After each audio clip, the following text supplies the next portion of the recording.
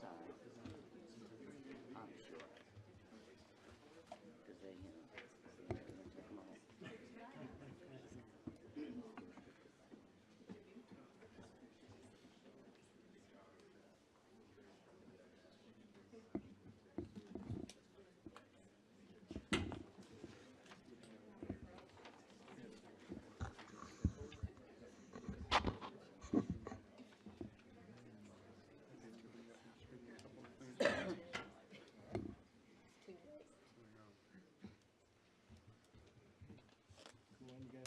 Go ahead. Once my microphone is on, so if you say Pete Harvey, it's going to be recorded.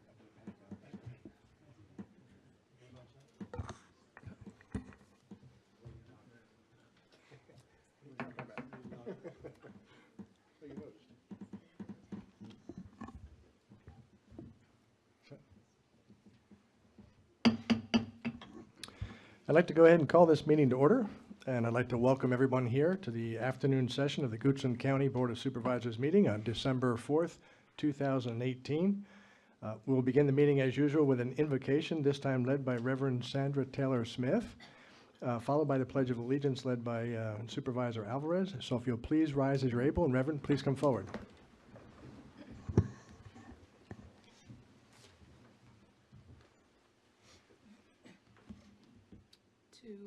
Mr. Busby and Chair Mr. Peterson and Vice Chair Mr. Alvarez, and to all the other Board of Supervisors, I greet you in the name of our Lord and Savior, Jesus the Christ.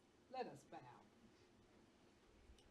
Lord of all creation, we come today to honor you and to remind ourselves of your pivotal place in our lives.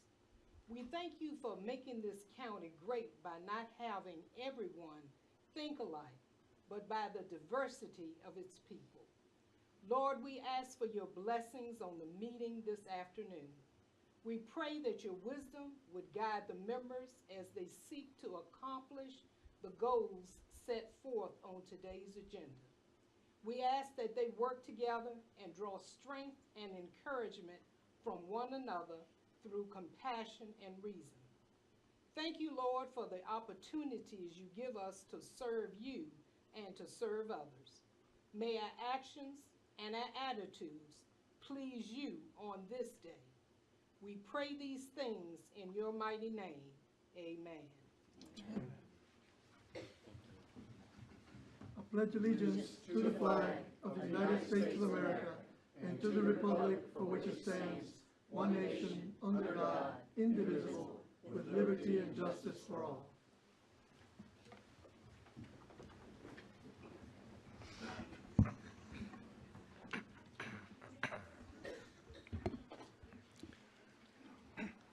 Thank you, Reverend. The next item on the agenda is the citizen comment period. During the citizen comment period, anyone who would wish to come forward to the microphone and speak on any item that pertains to Goochland County business is welcome to do so. So the citizen comment period is now open.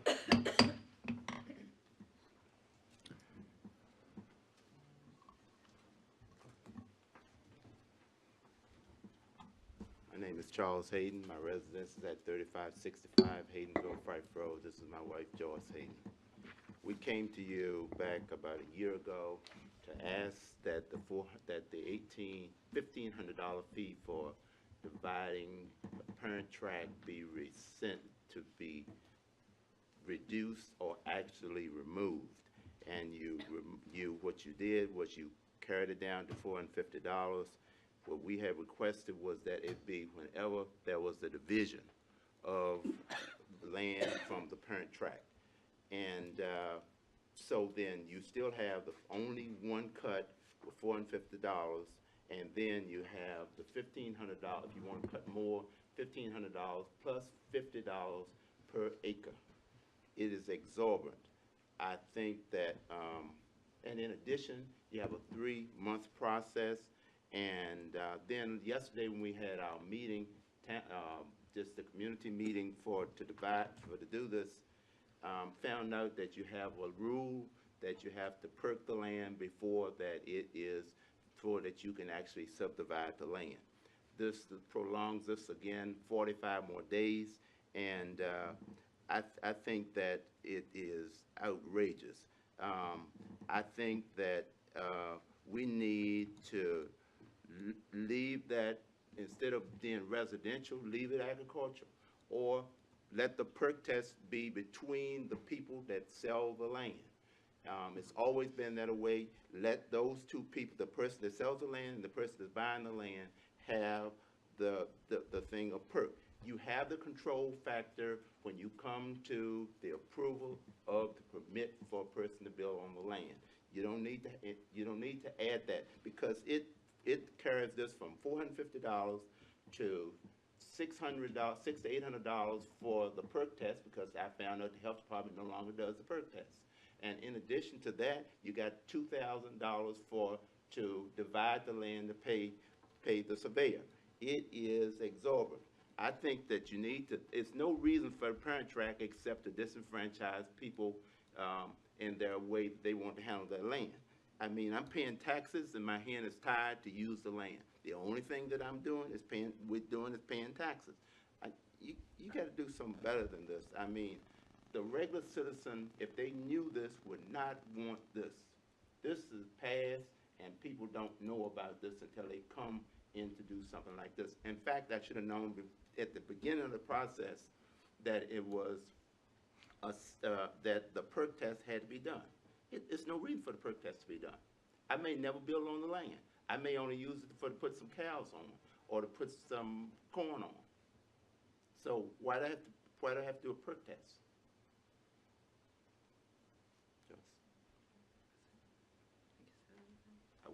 I hope you all do something about it. Okay, Mr. Hayden, thank you very much for those comments. We'll certainly take a look at that, and we do, as a matter of course, continually look at our fees and expenses and taxes to make sure that we're in line with generally accepted practices. So that's something we will take a look at, so thank you. Anyone else like to come forward to citizen comment period? No one? Please state your name and address so we know who's speaking. Good afternoon, Mr. Badesky, Mr. Peterson. There you Yes. go. Having memory issues, Mr. Peterson, and the rest of the board, too. My name's Jonathan Lyle. I live at 1521 Mannequin Road, and I'm here as one of the Soil and Water Conservation Directors for Monacan. And to also, I think you're aware, we are now tenants of the county. We moved our offices to the Central Cultural Center. I'm still working on the name. I'll still call it Central High School. And we very much appreciate what the county has done to work with us. I want to make a special comment that Mr. Stamey has been very, very supportive, and we just appreciate it. Now, I did bring some notes. I just came back from Roanoke. The state conference is going on right now, but I see that there's a bit of an agenda here. So even though I know it's not protocol, I may share these comments on what happened at the state conference at the 7 o'clock meeting. There may be a larger audience, we don't know, but I really do just want to say thank you again for how closely you've worked with our staff. We're excited about the new location, and we believe that extension's going to be there come next month. It's December, so that would be next month, and more will be revealed. So thank you very much. And we'll promise not to be late on the rent check. Thank you, Mr. Lyle. Appreciate that. Anyone else like to come forward? Okay, seeing none, we'll close the citizen comment period.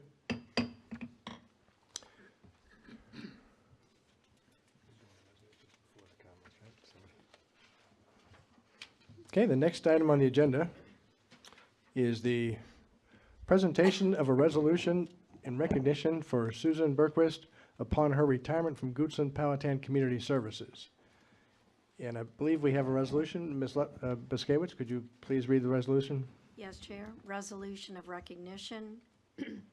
Whereas it is the desire of the Goochland County Board of Supervisors to give appropriate acknowledgement and recognition to Susan Berquist, who has rendered invaluable service to the citizens of Goochland County.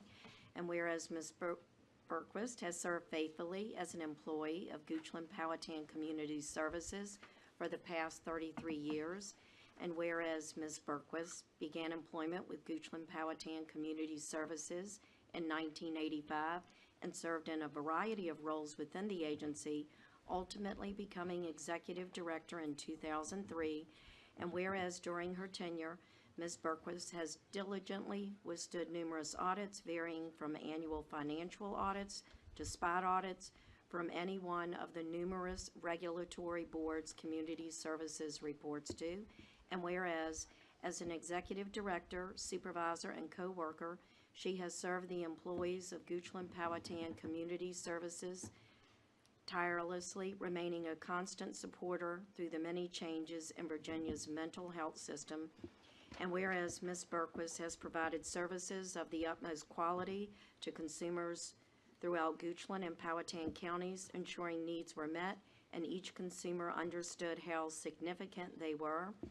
And whereas the Goochland County Board of Supervisors and Goochland Powhatan Community Services will miss the dedication, commitment, and care that Ms. Berquist has provided over the past 33 years.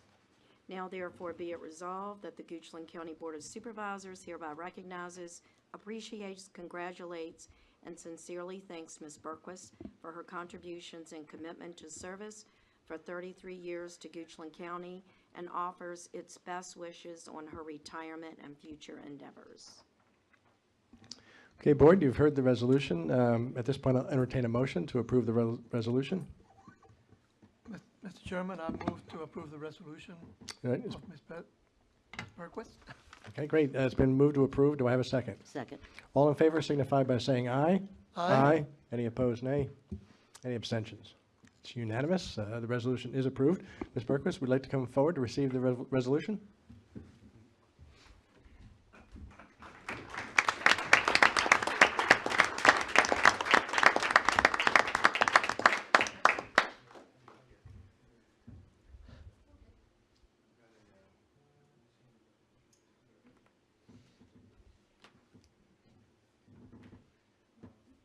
Over 30 years of service, I'm guessing she started when she was 2.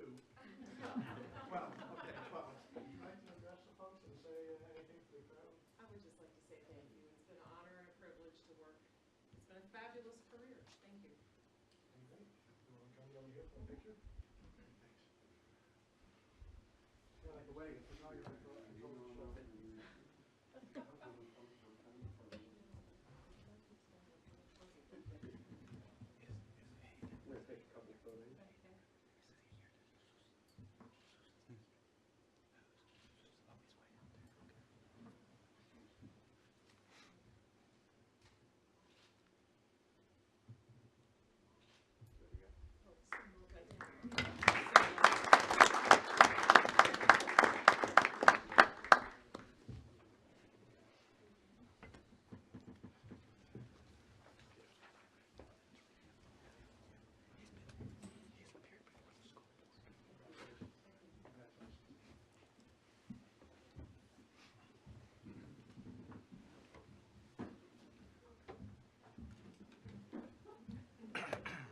Hold on.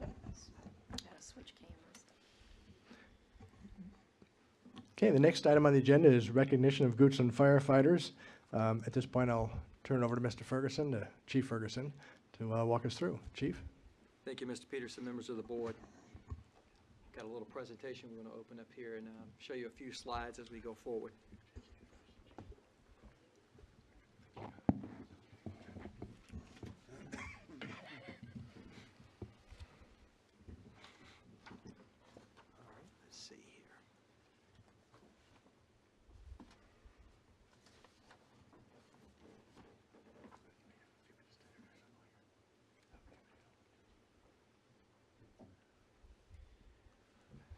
Okay, it gives me great pleasure to present to you today 3 of our members, Captain Dean Dunn, firefighter paramedic Chris Ferguson, and firefighter EMT Kevin Hatcher, who received the Bronze Medal of Valor presented on November the 14th, 2018 by the Retail Merchants Valor Award Ceremony. These 3 individuals are being recognized for their heroic actions during a water rescue related rescue incident that occurred earlier this year.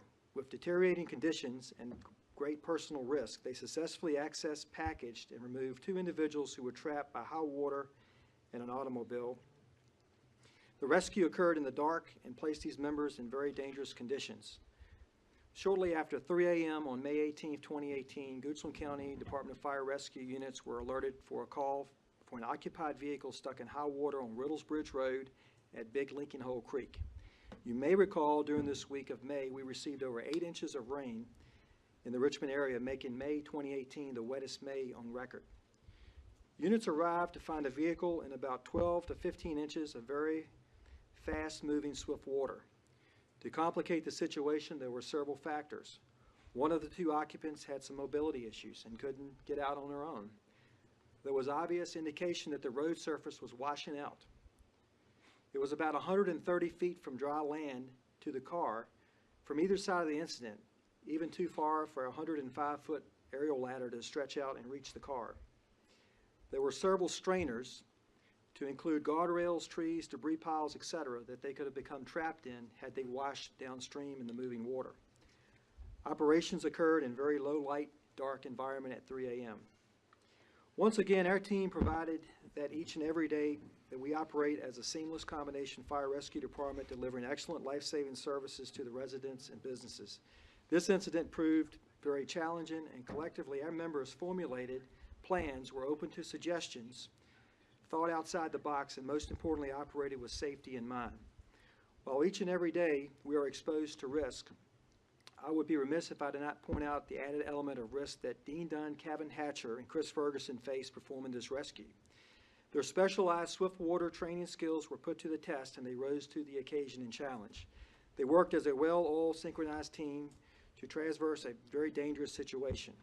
On this day, they willingly put themselves in additional harm to save 2 lives. Make no mistake, if the car had broken loose or if the individuals would have tried to exit their own, the occupants would have been swept away. This was a very dangerous situation with a real potential for the loss of life. Congratulations for a job well done to include lives saved. Fantastic.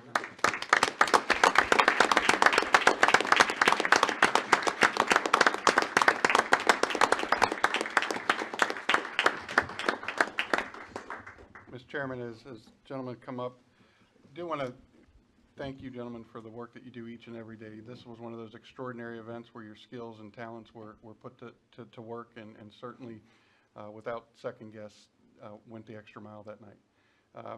I had the pleasure of joining them at the Valor ceremony that day, and one of the occupants of the car actually was there to be able to thank them for saving her life. And sometimes, you know, we go to bed, you guys go to work, and we are thankful for all the efforts that you put in each and every day. And so, gentlemen, if you don't mind, we'd selfishly like to take a picture with you.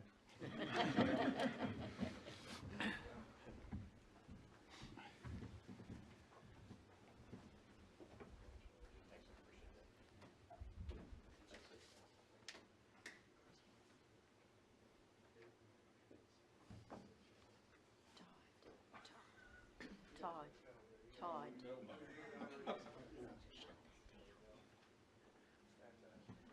Everybody ready?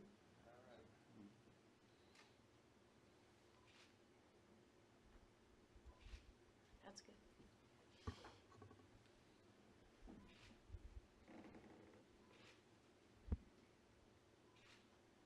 There we go.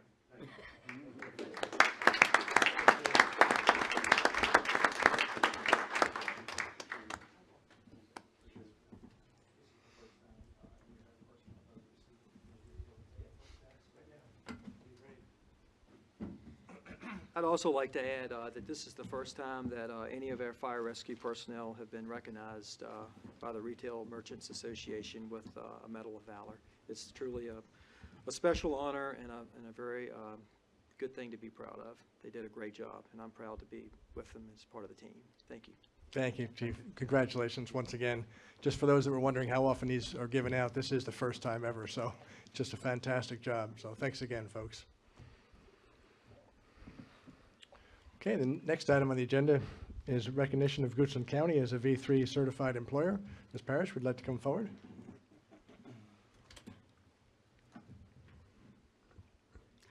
Thank you. I'm going to call Teresa Brevert up here with me, too. So we are honored to have received certification from the Commonwealth of Virginia for completing and sustaining all the requirements for the Virginia Values Veterans V3 program.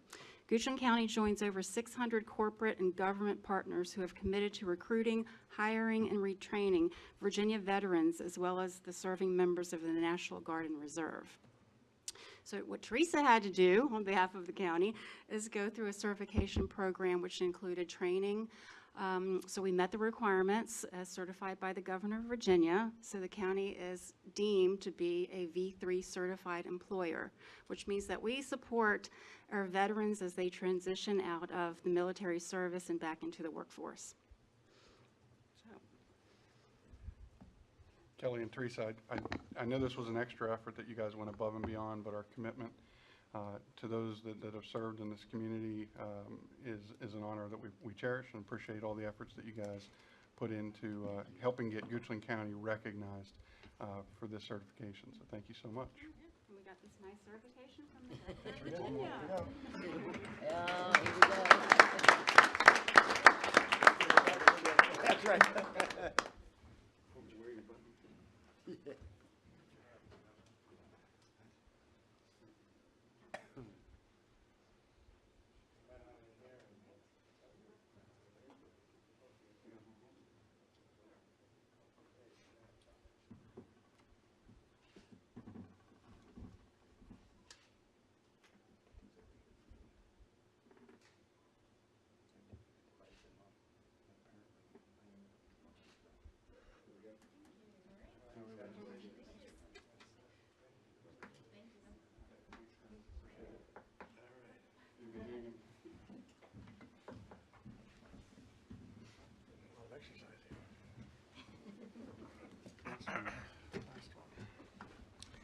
I don't know how many steps my Fitbit says I've been doing here.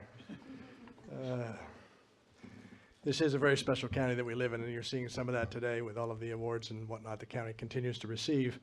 The next item on the agenda is my comments, and the county does continue to receive interest from those outside the county and from across the nation, actually. This last week, I was invited to go up to Washington, D.C. to present on fiscal responsibility at the local government level for a national policy summit where supervisors and state senators and delegates from across the nation gathered together to share best practices. And so Goochland was very honored to be invited to present on best practices for fiscally responsible counties. By the way, I traveled up at no taxpayer expense, just in case you're wondering there's any dollars spent there. But the presentation was well received, a lot of good questions, and it was a very productive session. The second thing I'd like to mention is this is the final meeting for 2018, and I just want to take one more opportunity to thank Goochland County staff for all the work they did all year long. It's been another great year for Goochland. It's been filled with milestones and achievements, and the citizens, of course, are the prime beneficiaries of all of that hard work. So thank you, county staff, one more time. The last item is on the way in today, you may have seen the flags were at half-mast. Our thoughts and prayers are with the Bush family as they go through this very trying time with the loss of our former President Bush. So just keep them in their thoughts and prayers. That's all I had. Ms. Badesky, did you have any comments for the group? Just briefly, just want to remind everybody that this Friday at 6:30 at the intersection of Sandy Hook and Fairgrounds, we will be celebrating our Christmas tree lighting. This is a great opportunity. It's a fun family event to get out. It is done in partnership with the Y and a number of other community organizations. Here, St. Nick makes a surprise visit at the end of it. I guess it's not a surprise if I just told you. But please come on out. It is a great event. They have some fire pits and s'mores and hot chocolate, and the library is a partner in that project. So it's a great event for the community. So please come on out and join us there.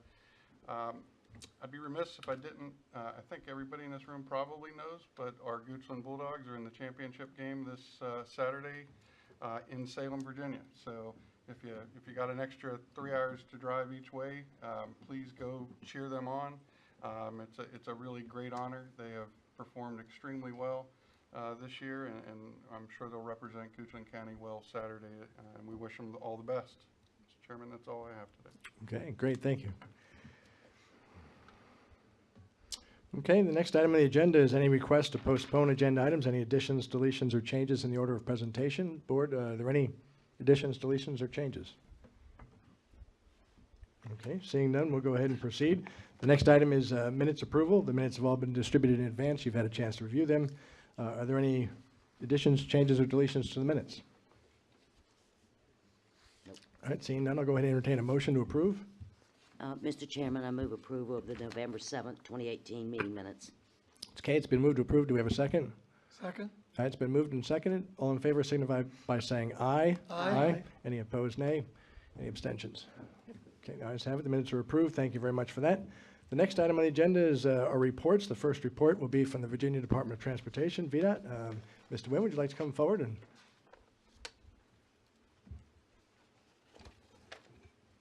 Mr. Chairman, members of the board, Mr. Badesky, good afternoon. good afternoon. I'd like to start out by introducing a couple of announcements.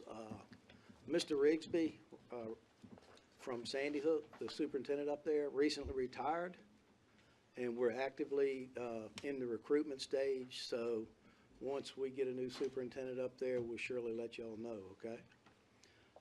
The other announcement, I do have a new maintenance manager that's working in this area. His name is Ricky Cawthorn, the yellow shirt. He's not a newbie here. He used to be the superintendent at Oilville a few years back before he took a job as contract administrator. And now he's back on the maintenance team with myself and Mark. So it's a good addition to our crew, to our team and everything. Basically, this month, we've been doing the same type of maintenance work, pipe work, pothole work, ditching, that sort of thing throughout the county. We did receive 46 work orders this period and completed 31 through the period.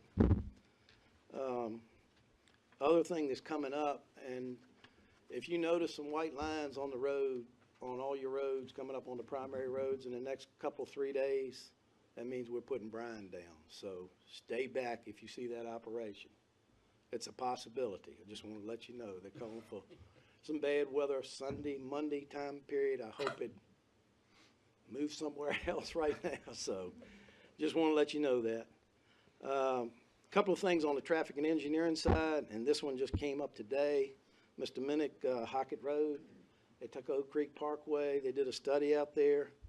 We're going to add some curb warning signs on both north and south of Tuck Oak Creek Parkway, and there's another sign we're adding on Tuck Oak Creek Parkway. So once we get those signs procured in their hands, we'll be installing those. There was a speed limit reduction from, I don't understand that one. There was a study done on Whitehall Road, Yeah, I had a question. Oh, I'm sorry. right. Oh, go right ahead. Go right ahead. No, you haven't finished, but it says reduction from 45 miles per hour, but I think it's 55 today, right? So is it two? It's 55 right now that I remembered, but No, Whitehall's 45. It's 45? It's already 45. it's 45. I don't know what, I'm gonna have to go back and research that. Okay. That comment. Intersection ahead sign was added at Mannequin Road and Melick Ridge. I think they adjusted some of the stop ahead signs at that area, at Hermitage and Mannequin Road. They said they were too far away from the intersection, so we shortened it up.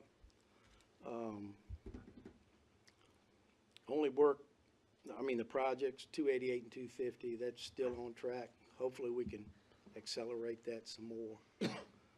I know y'all have noticed the gas line work out there on 250. I talked with the inspector out there today. They're talking about moving. They've been coming down the right lane going eastbound, and in an effort to not congest that turn lane, the lanes going to 288, we're going to move that operation to the left lane, so we're not in the middle of that, right beside, the exit ramps and everything. I also told him today that if they're calling for inclement weather, I don't want any traffic control up while that work is going on. I think they're going to shut down in another couple of weeks anyway, so and then probably pick up back in, in the spring. So that project has got to go all the way up to, what is it? The new shopping center up there on the left.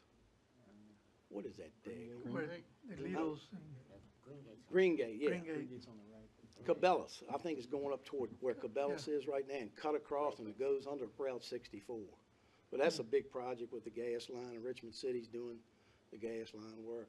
I think they've done a pretty good job so far with, maintaining the traffic and then repaving that right lane back. So hopefully when that project is done, we'll be on the way.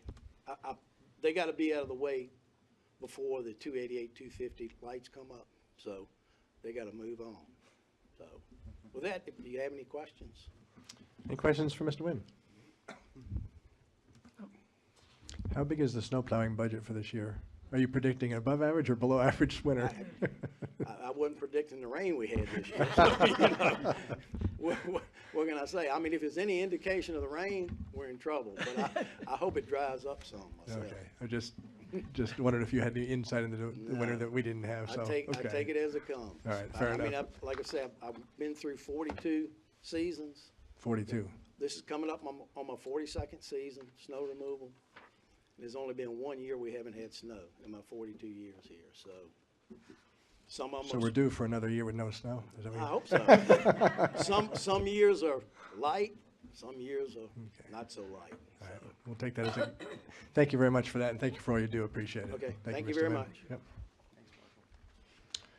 Okay, the next report is introduction of new county staff. Ms. Parrish, would you like to come forward? So I was so excited about our award a few minutes ago that I didn't properly introduce myself. So good afternoon, Chairman, members of the board, Mr. Badesky. I wish you all a happy and safe holiday season. And on behalf of the county, I'm pleased to present new staff in the departments of Fire EMS and the County Registrar's Office.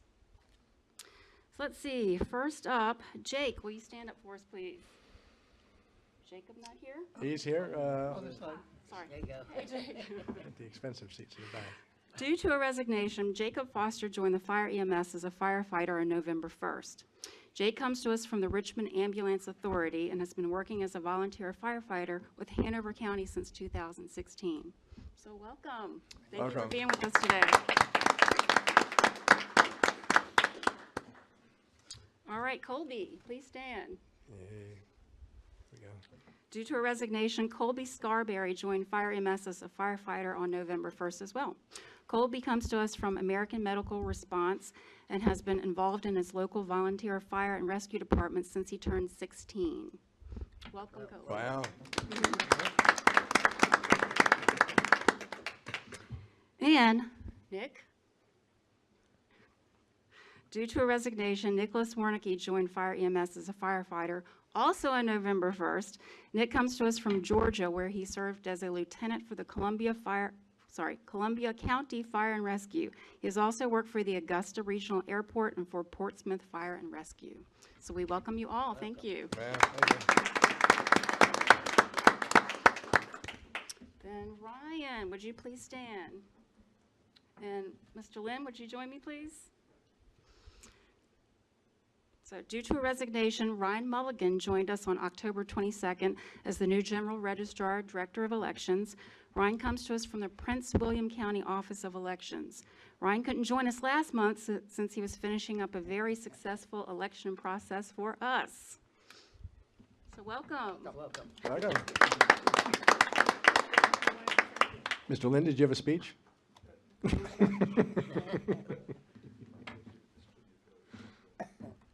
But a very brief report, since Ryan is actually our employee and the electoral board and deemed to be a county employee.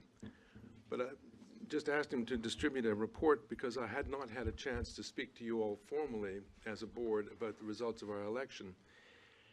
And I wanted to also acknowledge and thank Francis Ragland, who came back for a 3-week period out of retirement to help create a bridge liaison for Ryan when he came in, and for Tony Holcomb, who did the same, came out of retirement, and for Mark Troy, who did the same, came out of retirement, emphasizing the sense of civic responsibility that all of them felt to help get us through this election.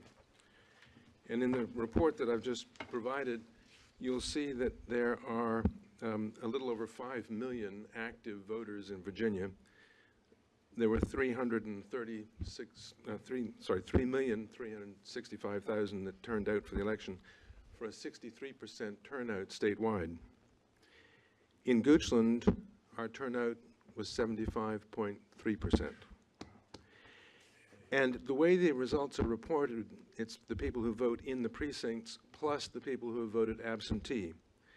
And you'll see when we take the absentee figures and add them to the precinct by precinct, that we had 2 precincts in Goochland that voted over 80% of their voters. Now, this is quite an extraordinary achievement, and it's possible we once again set the bar for the Commonwealth. And we were able to do this because Ryan stepped in and helped us with Francis and Tony and Mark and the whole community and your board that provided it. We appreciate the support that we had from the administration. And the voters themselves, the extreme patience and cooperation we had from the voters, some of whom had to stand in line for 25 or 30 minutes in order to get a chance to cast their ballot. And you will see on the reverse of this, not to give you bad news, but this is the kind of work we do, is to plan what's going on in the next 3 years. And you can see one election after another, the possibility we were discussing with the county administrator yesterday, or 2 days ago, the possibility we might have 4 elections in the next fiscal year because of the possibility of moving the June primary for the House of Delegates, and whether or not we have everybody's primary moved or just the delegates, in which case we'd have a primary in June and another one in September, and immediately have a general election in November, and then start planning for the presidential primary in March of 2020. So this is an extraordinary operation we have going on here. We're extremely pleased to have Ryan Mulligan with us, and extremely pleased to be able to have him introduced to you. And thank you very much for your support. Great, thank you, Mr. Lynn. Thank you, Ryan. That's all the new hires. Thank you. That's it. All right. Thank you, Ms. Parrish.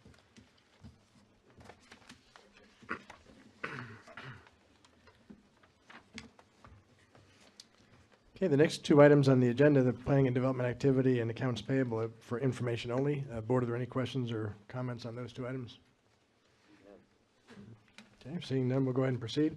The next item on the agenda is the consent agenda. And at this point, I'll ask Mr. Badesky to walk us through the items that are on the consent agenda. Thank you, Mr. Chairman. There are 6 items for the board's consideration today. 3 of the items are actually referrals for future meetings. So I'm going to walk through each of these. These are topics that have either been reviewed or discussed with the board prior, or that we have to authorize for future public consideration. The first item that you have is a consideration of amendment to the Recreation Advisory Commission's bylaws. This is specific as it relates to the terms of membership there. You have a copy of that in your packet as well. Second item is the consideration of the budget process. For those that may be a little less aware, we have actually started the budget process for fiscal year 2020 already within the past month. We start in earnest with an introduction in February. There's a series of meetings, and these are all public meetings that are held in this room. As it relates to the budget, there's a budget calendar here, including the public hearings required. We also, in addition to that calendar, will be holding, as we traditionally do, 3 spring town halls that are more budget-centric. That will be in addition to the calendar you have here. But we tend to bring it to the board at your December meeting to give as much public notice as possible on the budget cycle, and so we're asking the board's consideration to adopt that as well. You will adopt another calendar at your annual operating meeting in January to reflect these dates as well. third item you have, and this is a request from the Sheriff's Department for an appropriation of asset forfeiture funds. These are funds that are collected by the Sheriff's Department but need appropriation from this board for consideration and expenditures. The last three items are requests to set for future public hearings. The first one is an easement, abandonment, and new encumbrance. This is currently this is a county-owned property that currently has an easement by an adjoining property owner. We are looking in working with that property owner to change the alignment of that easement. This would be request to set for a public hearing. The next item is amendment to the section 14-4 and 14-125 and 14 through 162 and 14-175. It's pertaining to specific sewer use in the county. The last item that you have, and Mr. Lind is here as well with as Ryan, may be able to address any additional questions should you have it. It's been reviewed with the board as we look at growth projections in the county. There will need to be some boundary adjustments to the Centerville and Shallowell election precincts, and a map would be also adopted as part of that process. Code requires a public hearing to be held on those changes, and this is a request to set for those changes. Mr. Chairman, I stand ready, and we have staff in the room on each of these topics should you have any further questions. Okay, questions for Mr. Badesky on the consent agenda? All right, I had one real quick. There's three requests to set public hearings. The middle one, item number 5, has a date of January 2nd. I don't see dates for the other two. Do we need to set dates for those, or was just permission to go ahead and set sufficient? I'll give you just a minute to catch up on that. Yeah, please.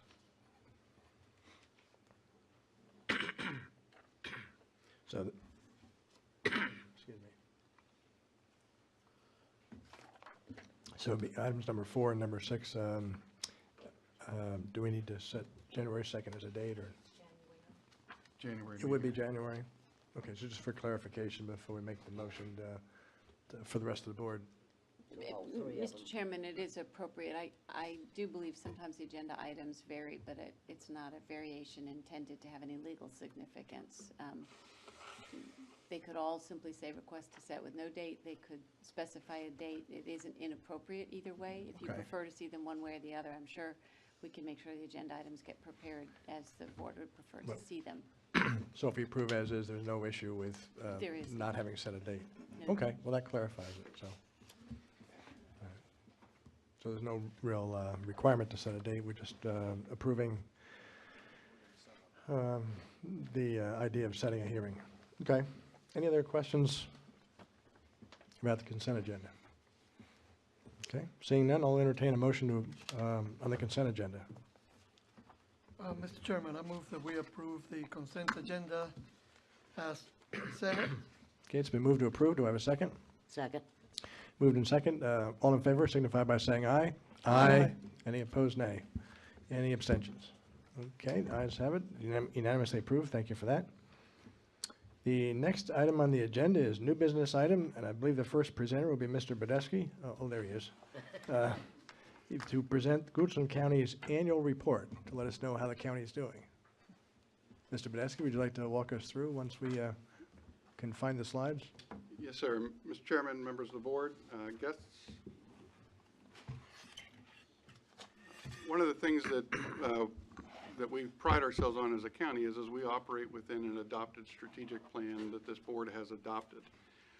Each year, we come back and at a high level summarize some of the accomplishments that are consistent with the goals that the Board of Supervisors have set. I think it's important to just call to your attention and for our citizens' benefit to recognize that this current fiscal year that we are in is the last year of your 5-year plan. And so this report is on the fiscal year that ended June 30th. You will have another next year that relates to the current fiscal year that we're in. But we will need to undertake an update and refresh, if you will, of the strategic plan as we look at the next 5 years. And that process, we'll be considering. It's hard to believe that you're already in year 5 of what you adopted originally. There are some very good guiding principles in the strategic plan that I assume that we will consider sustaining as we move forward. But it's important to recognize that a lot of what this board has set has been accomplished. We do need to, and you'll see each of the sections comes back to the adopted benchmarks that the board has adopted. As we move forward, we're really going to need to look at these because in some ways we're surpassing them very strongly. In other areas we have some room for improvement. And this plan is also not just to recognize what are we doing well, but recognize where can we improve as an organization. And so as we look at the new plan, we're going to need to look and reset some of these benchmarks. But this report will focus a little bit more specifically on where we are at to date. I do want to thank Mr. Drumright and all the departments for their assistance. There's a lot of projects in here that, given the time that I have in front of you today, that we weren't able to go into a great deal of detail.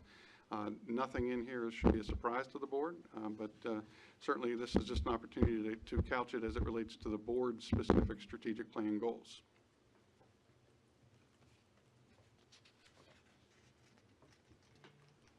Clicker stopped working.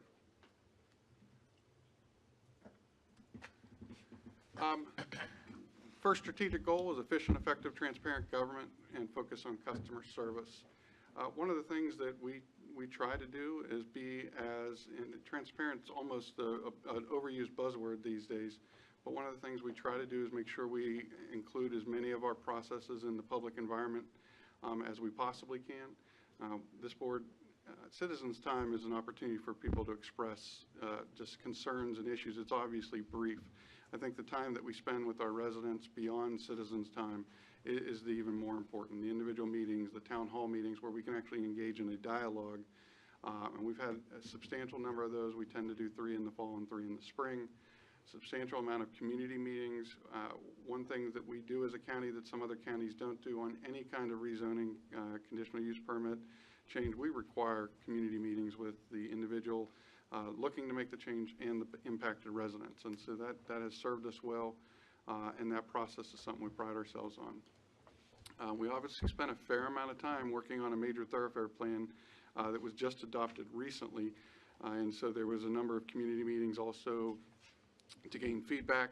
That feedback was critical in the ultimate adoption that actually ended up occurring this year, but that process, we made a major effort to really expand our engagement opportunities. So we're in an interesting media market. We don't necessarily fall in the Richmond market. We don't necessarily fall in the Charlottesville market. And really our target audience is our residents. And how are we getting information out to them? Not all residents use social media, but that is an avenue that we have increased our reach on tremendously over the past year. We continue to go traditional media. But I think more importantly, the meetings that we have in the community with the residents is the best opportunity we have to share.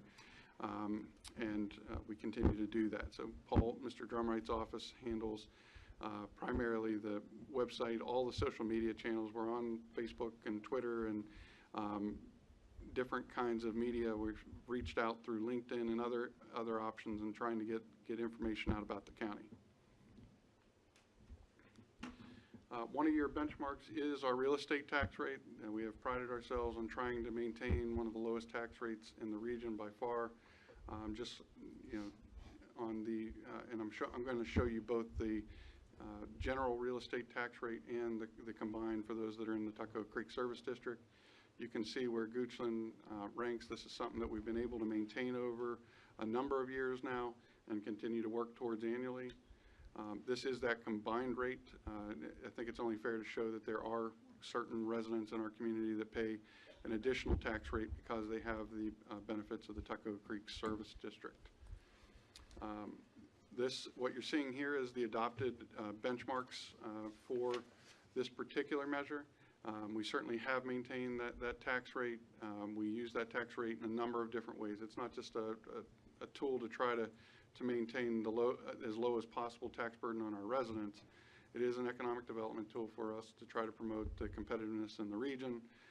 It is something that we take serious. We hear our residents' concerns when they tell us that certain fees are a burden and that put stress on their families. Not everyone has the same means, and so that tax rate is something that I assure you that when I bring to you in February a recommendation that I take serious on trying to maintain not only the services that our residents need and expect, but also understanding the burden that any tax puts on our resident. One of the areas that I think we're going to need, we have set aside funds for county citizen survey. This is not something we've been able to focus on. We will continue to evaluate the value of that as we move forward. Balanced development. We're going to talk to you about a lot of development, and I think some will say, well, most of what you're sharing with us does not preserve the rural character. It's the development side. We always share with individuals that we have a balanced comp plan that it protects about 85% of the county's lands from serious development. But that means there is 15% of the county that is targeted for development. That Tuckahoe Creek Service District I just shared with you that has an additional tax burden, the majority of the information we'll share with you in the next few slides is there where we made those investments. And so a number of the projects that are actively moving along at this point, you can see this is a mix of residential here and commercial projects. Erickson Living and Resort Lifestyle Communities, those are two continuing care communities that we have. One off of Patterson and one in the notch off of Broad Street. Licking Hole Creek Craft Brewery is planning an expansion of their distribution facilities and tasting rooms. Marriott Residence Inn. This project actually has just started to move along. This is the project that's across from the Audi dealership. It's actually fenced in right now, and you can see them doing some site work, but that has just got moving in earnest. Kitty Academy, if you know where West Creek 2000, which is once turned Bristol Apartments, they're going to be moving forward with a child care facility. And the last three projects are residential projects. Reader's Branch project is moving along, actually substantially moving along off of Hockett. Mosaic at West Creek, we hear that they're going to move in earnest within the next calendar year. And Swan's Inn Estates here in the courthouse is moving along in marketing and selling homes here in the courthouse. Some of these projects are a little bit further along. Sheltering Arms Rehab Institute, this is a project with VCU. Some of us had the opportunity to go what they just called a topping out ceremony here just a couple weeks ago. I believe a few of us signed the tallest piece of steel that they're putting into that structure. So they have actually topped out that building. And it's moving along well, but there's still substantial construction left on the Sheltering Arms facility. Drive Shack is actually the picture sort of center of this presentation on the lower. They've actually, they continue to move forward on that project, anticipating some level of spring opening for the Drive Shack project, which is up behind the Audi dealership. Audi of Richmond has opened and are doing extremely well in that location, and they have been designated to be one, because of the investment they made in this facility, they are one of the only dealerships, Audi dealerships in the United States that is getting some test market cars. And so it's, if you've ever had an opportunity to visit that Audi dealership, even if you can't afford an Audi, it's a pretty impressive thing to take a tour of. Madarva Healthcare Building, which is in the notch, they have built out and are looking at expansions there. Tractor Supply Company on Ashland Road, we just cut the ribbon with them Saturday morning. And so Tractor Supply is now open and serving Goochland customers. And last but certainly not least, Goochland Drive-In's expansion this past year, they've actually added a section called The Grove. It's an opportunity that you can go to the drive-in movies and actually not need to sit behind your car or in front of your car. You can actually go into a separate area, and it's actually a second screen as well, so they're showing two movies at certain times with different concessions and those kinds of support features, but it's a great family venue to be able to participate there.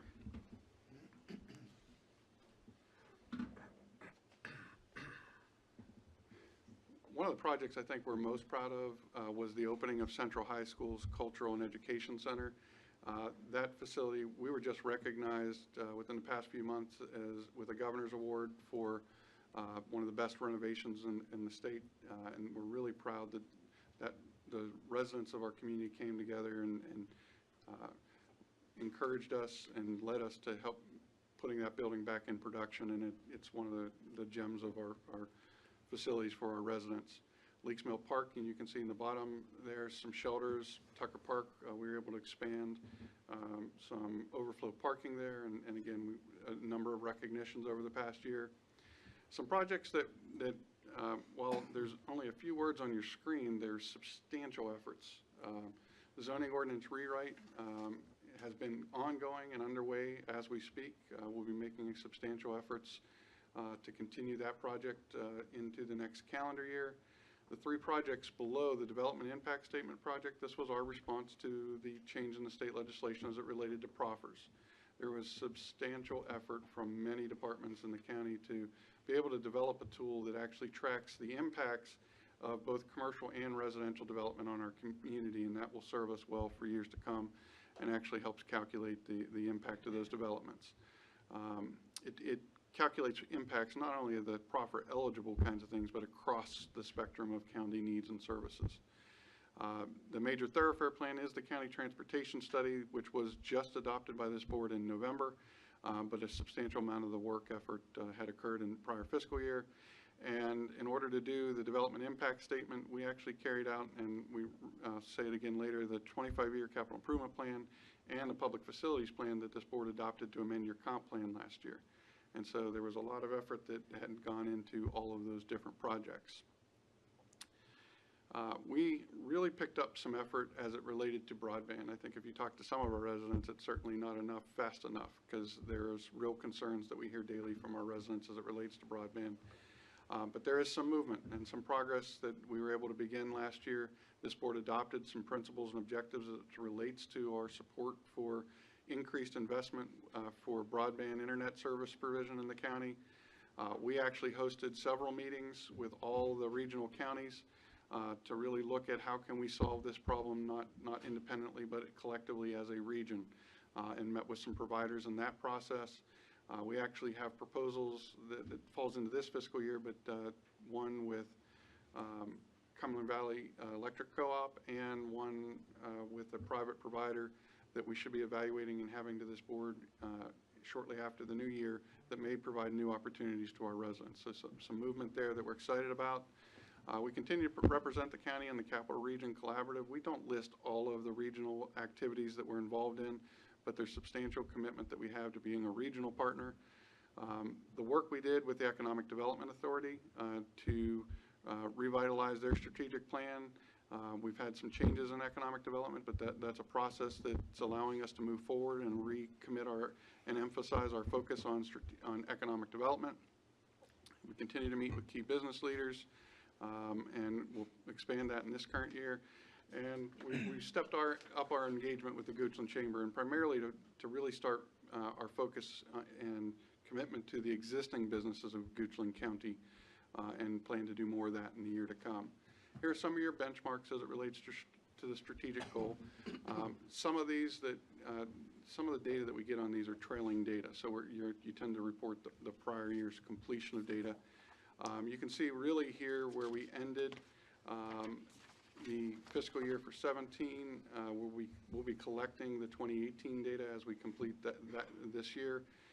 We've had a target of 20 to 80%. Really, our long-term goal is to be even better than that, where you're not so dependent on your residential tax base that you have some commercial to offset that. But even moving 1% in this category is a major jump, and with the investments we've had in recent years, we have been able to move the needle on this. Building permits, we did have some targets here. We did exceed the targets in both residential and commercial, and that has been our trend. So I think we're going to need to evaluate that in future reviews. Taxable commercial investment, we would beat our targets, and again, that was another that we've beat our targets several years in a row. And you can see the commercial investments in the designated growth areas far exceeded our targets here. In the TCSD, over double what our projections were here. I think when we established some of these, there was obviously a changing economy that has occurred. We've also have had increased awareness and investment here in the county. Sustaining that is also something we need to be sensitive to. We've had some really good years, some really large projects, and we want to make sure that they aren't just anomalies. You don't always get a $100 million hospital opening in your county each year. Capital One doesn't always make $100 million of investment in their facility each year, and so we need to be realistic with what is a sustainable target as we move forward here as well. Financial management, it sort of goes unsaid, but the foundation of everything we do is the financial management and the trust that our residents and businesses have in us to manage the county finances as fiscally responsible as we possibly can. We have been recognized with some recognitions that we're proud of. They're sort of become expectations at this point. When you're doing well, you just expect to continue to do well and strive even higher, and we will continue to do that. There have been some major projects that began in last fiscal year that will continue. The new financial management system, we're on a system that's about 20 years plus old right now. This board has made investments in a new finance management system that's going to touch every single department and user in this county. It has HR components, it has financial management components, and it will have the treasurer and commissioner revenue components. So that's a multi-year project that we're well into right now. We're actually in the third year of the land use revitalization program, and we've had good success with that program. We always get it down to 1 or 2 property owners that we're working with out of everyone in that program that has had to revalidate and confirm their consistency with the requirements of the land validation program. Assessor's office has done a great job trying to manage that. One of the questions we always get in the utility sector of our organization is how do you come up with your fees and those kinds of things. One of the major projects we did that helped identify our connection fees, our user fees, our capital investments and improvements was the utility fee model that we introduced to the board last year, really rolled out last year's budget time. But that was a major project that we're able to really do, and it serves us not only well in determining user fees and charges, but also really looks at the long-term sustainability of your utility system and how we fund and support those projects.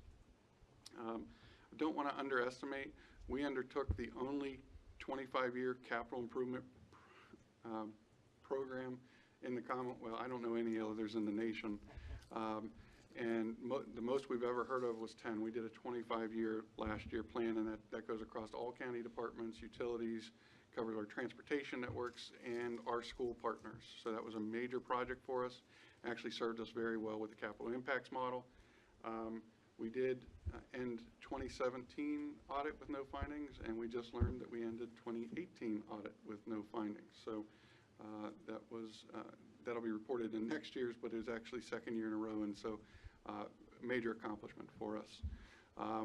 Some of these rates, and it's important to note, these are some of the ones that were in the board's goals. We've actually changed some of these, so I did want to, I wanted to be consistent with what you had in the board's goals, but we've actually updated our finance policies at the end of last year, and so some of these will change by the nature of the update of the policy. But you can see here our liquidity. We have maintained and prided ourselves on maintaining certain fund balances that allow us to address the ongoing needs. It's supported us well as we've been considered for credit ratings and those kind of things, but also just positions us well.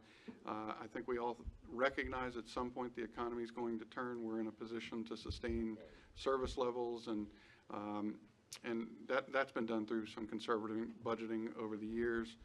We also have policies on debt services expenditures as percent of budget. We're far under those targets.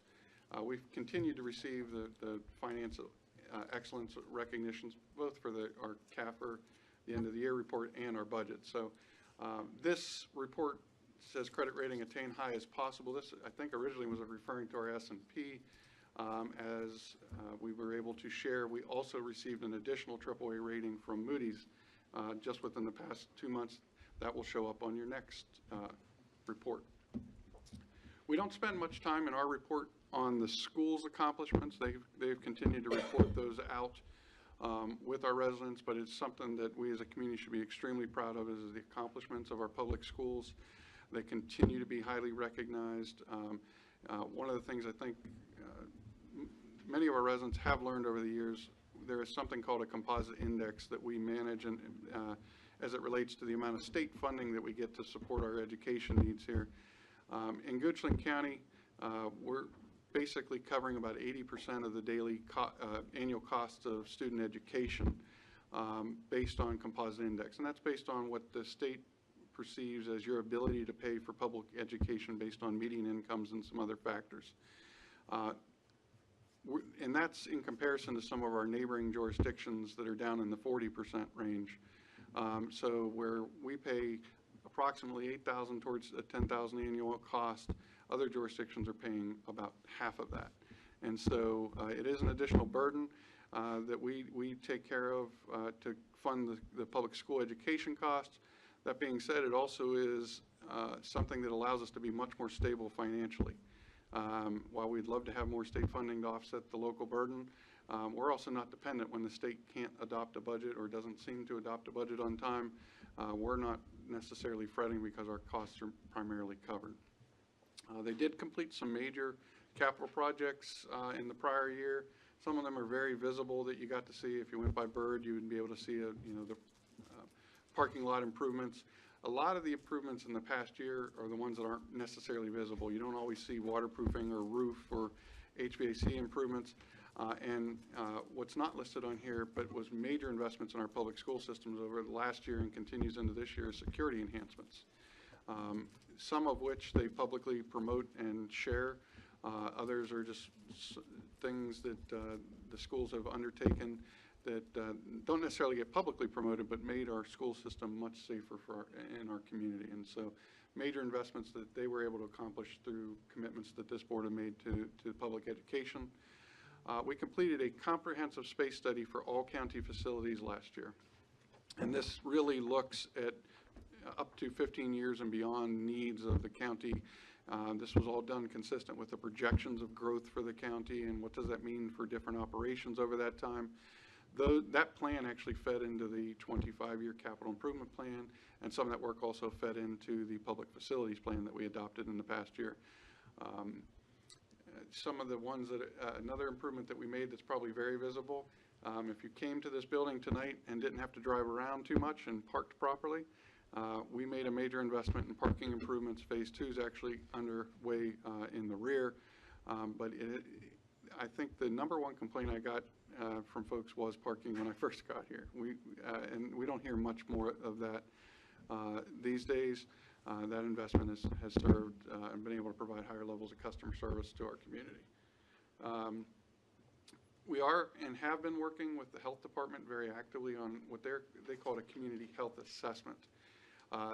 The title itself may be a little misleading. They mean health in the broadest sense of the word. It's not just physical health, where you tend to think of health departments focusing on obesity and diabetes and different kinds of courses of treatment. They're actually looking at a community's health very broadly. And that could mean anything from housing to transportation to access to care, food, other kinds of services. They look at the net, and I don't think that, and you're about to hear some reports from a lot of people that touch our community each and every day. All of us have been engaged in that process collectively, and so you're going to hear the report out of that shortly into the new year, and then the phase of what's next. How do we help continue to address these issues collectively as a community and focusing on Goochland residents? That'll be a focus as we move forward. A project that we will be excited to ultimately cut a ribbon on, but is a partnership that we've been able to have with Goochland Pet Lovers. This is a project that we anticipate occupying in the next calendar year. Really, we have been found in violation. It's been now 5 years in a row of the state code for the animal shelter. That shelter no longer even exists, so if you've driven by, it's actually knocked down. But when this project was reviewed and considered, the residents here in Goochland actually said, we actually want this to be larger than just meeting state requirements and those kinds of things. And not only did they say they wanted it, they stepped up with it. They raised over $1.5 million privately to augment that project. And so we continue to move forward, and those are private funds that are being contributed to this project. You just heard out from the fire chief last month on their annual report. They're actually changing this property loss rate really to a property save rate, and you'll see that change in the future. But we had some pretty high-level losses in some fires that actually occurred in our community over the past year, so that we were well above where we were target here.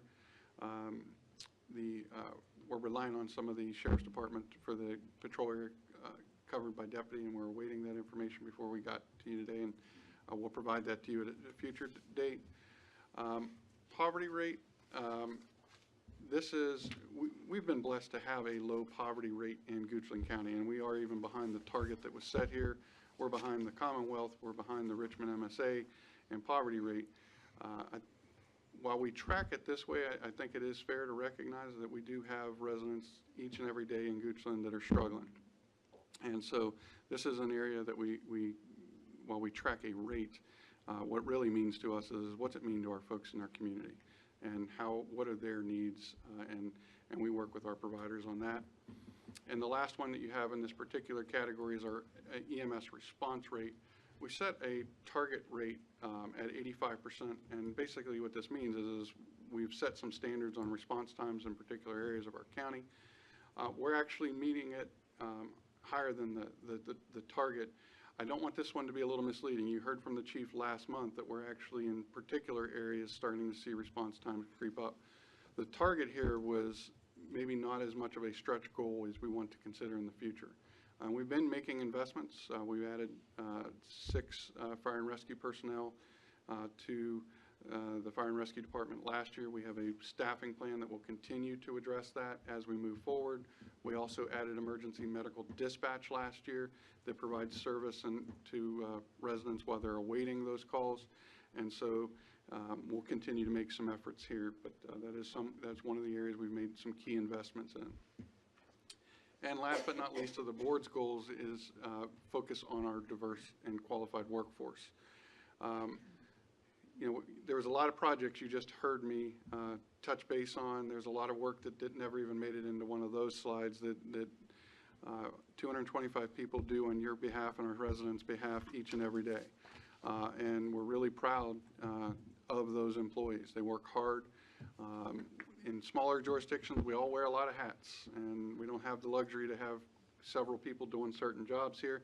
And quite honestly, I think that what drives a lot of our employees. You get to touch a lot, you get to do a lot that you may not in other communities, but you also get to do so almost hand in hand with your residents.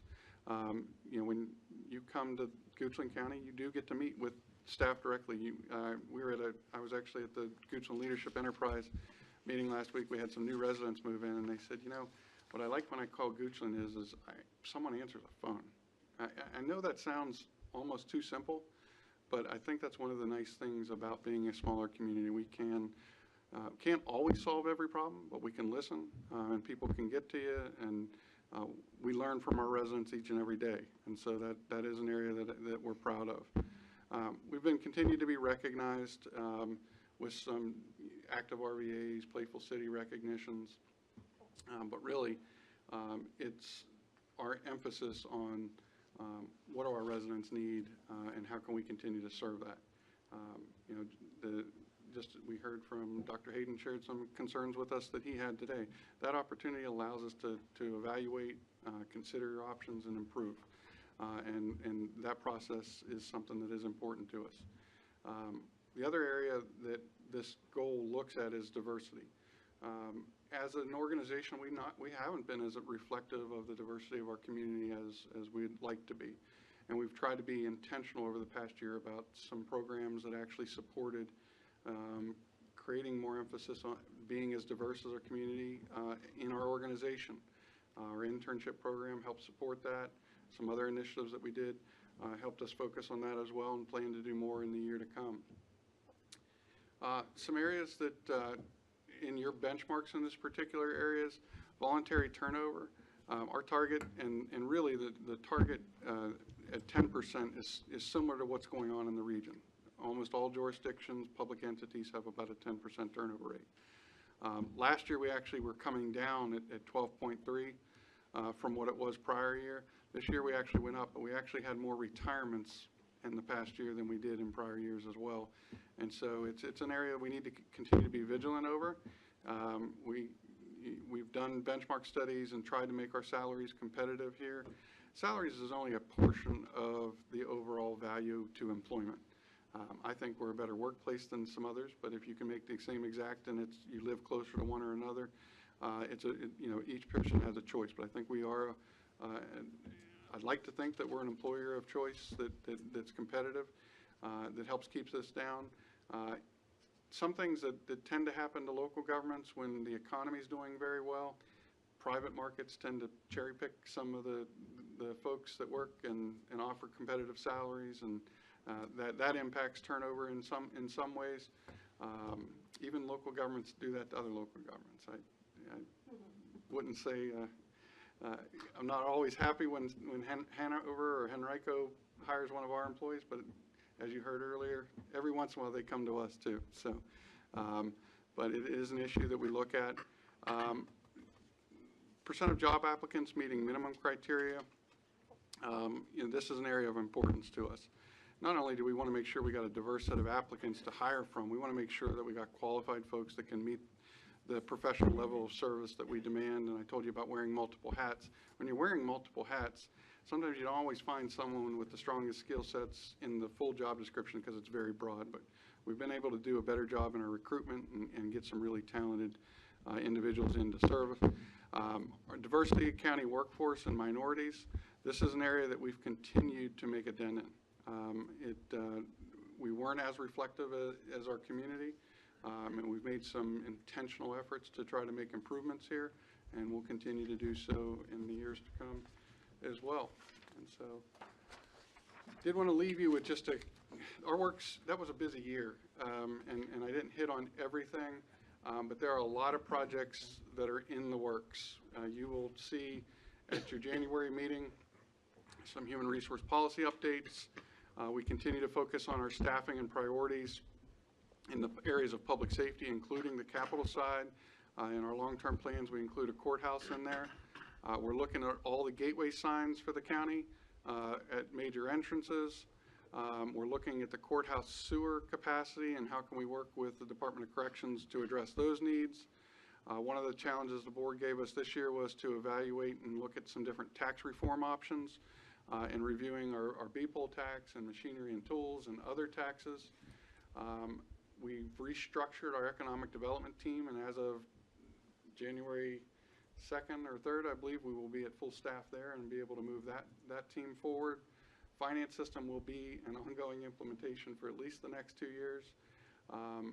We're looking at ways that we can improve the efficiencies in our community development process, allow opportunities for our public to engage with us electronically, and get information and access to information as quickly as possible.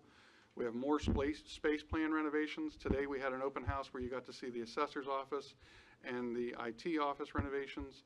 We are in the process of finalizing what will be our Ag Center. You heard from Mr. Lau earlier about the renovation up at Central High for there.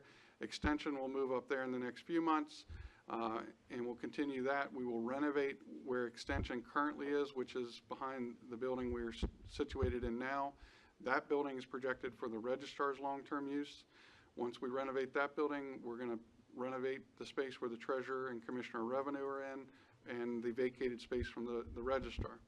So busy year of projects on renovations coming up. Zoning ordinance rewrite, I told you about that will be ongoing. That is a major initiative out of our community development department. It will impact our county attorney and all of us. We will, as I said when I started this presentation, it's hard to believe, even though I think there's an election this coming November, we will need to look at the future strategic plan, and we are about to enter year 3 of the benchmark and have to start that process all over again. So some things moving. I'm not going to spend much time on this, but there are a lot of other projects that are anticipated to either start in the next year or the next few years. We will finish the animal shelter. I just went over the space study. East End trails, some of our residents may not be aware, but there's a project to basically establish trails from basically Broad Street to Patterson Avenue. in our water and sewer easements. And we have a phase of that will actually begin this year. Administration Phase 2 parking should be done shortly after the new year. Hidden Rock Park improvements. If you go to Hidden Rock Park right now, we have one of the best sports complexes. Those fields get heavily used. We have improvements planned for that park. There is a park planned in our 5-year capital improvement plan for the east end that we'll need to identify and plan. Our finance system next few years, we are actually in the months to come bringing a proposal for this board for a future location of a West Creek fire station. We do have funds in the budget also for a District 2 fire station to where we're looking to purchase the property this year, as well as a replacement Company 2 fire station. We're looking to purchase the property this year. I should say very clearly, we have not identified a single location for either of those properties as I'm sitting here. I say that on record because I got a call from someone that said, my neighbor told me you're buying my property to put a fire station on, and you're going to take it by eminent domain. I don't know where some of this stuff comes up. This board doesn't use eminent domain, nor have we identified even the parcel that project may go on at this time. And so we will not put it anywhere on anybody's property that's not willing to sell it to us at fair market value. And if they want to give us a better deal, we'll take it. But there is no plans to just take someone's property to put any of those projects I mentioned, but there's some rumors out there. We do have in our 5-year plan a courthouse facility, and in the next couple of years, Fairgrounds Road intersection improvements, which is a roundabout with an extension that will carry over to Route 6. So our work is still ahead, and we have additional projects. I wasn't able to hit everything. I know that was a lot of information.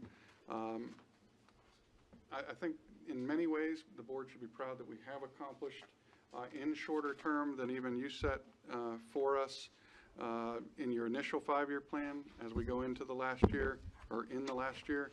But I really do think that as we move forward, we need to challenge ourselves on some of those benchmarks and set, we've learned a lot in the past 5 years, and so we need to set new ones and new challenges for ourselves to meet the demands and expectations of our residents.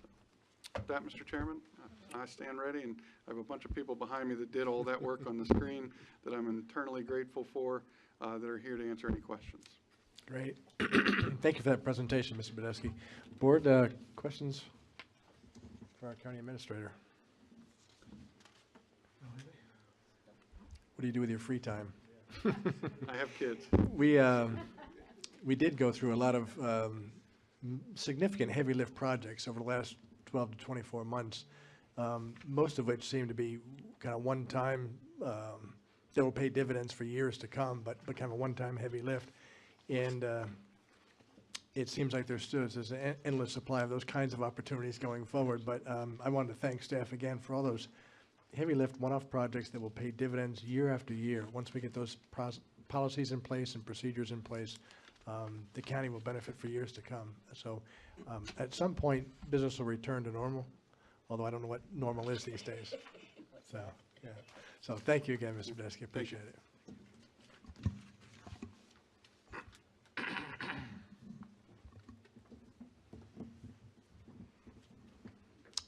Mr. Drumright, you're up. This is, just take it away when you're ready, when you find the slides. These are agency presentations for those that are listening, agency presentations for fiscal year 2018, Health and Human Services agencies, among others.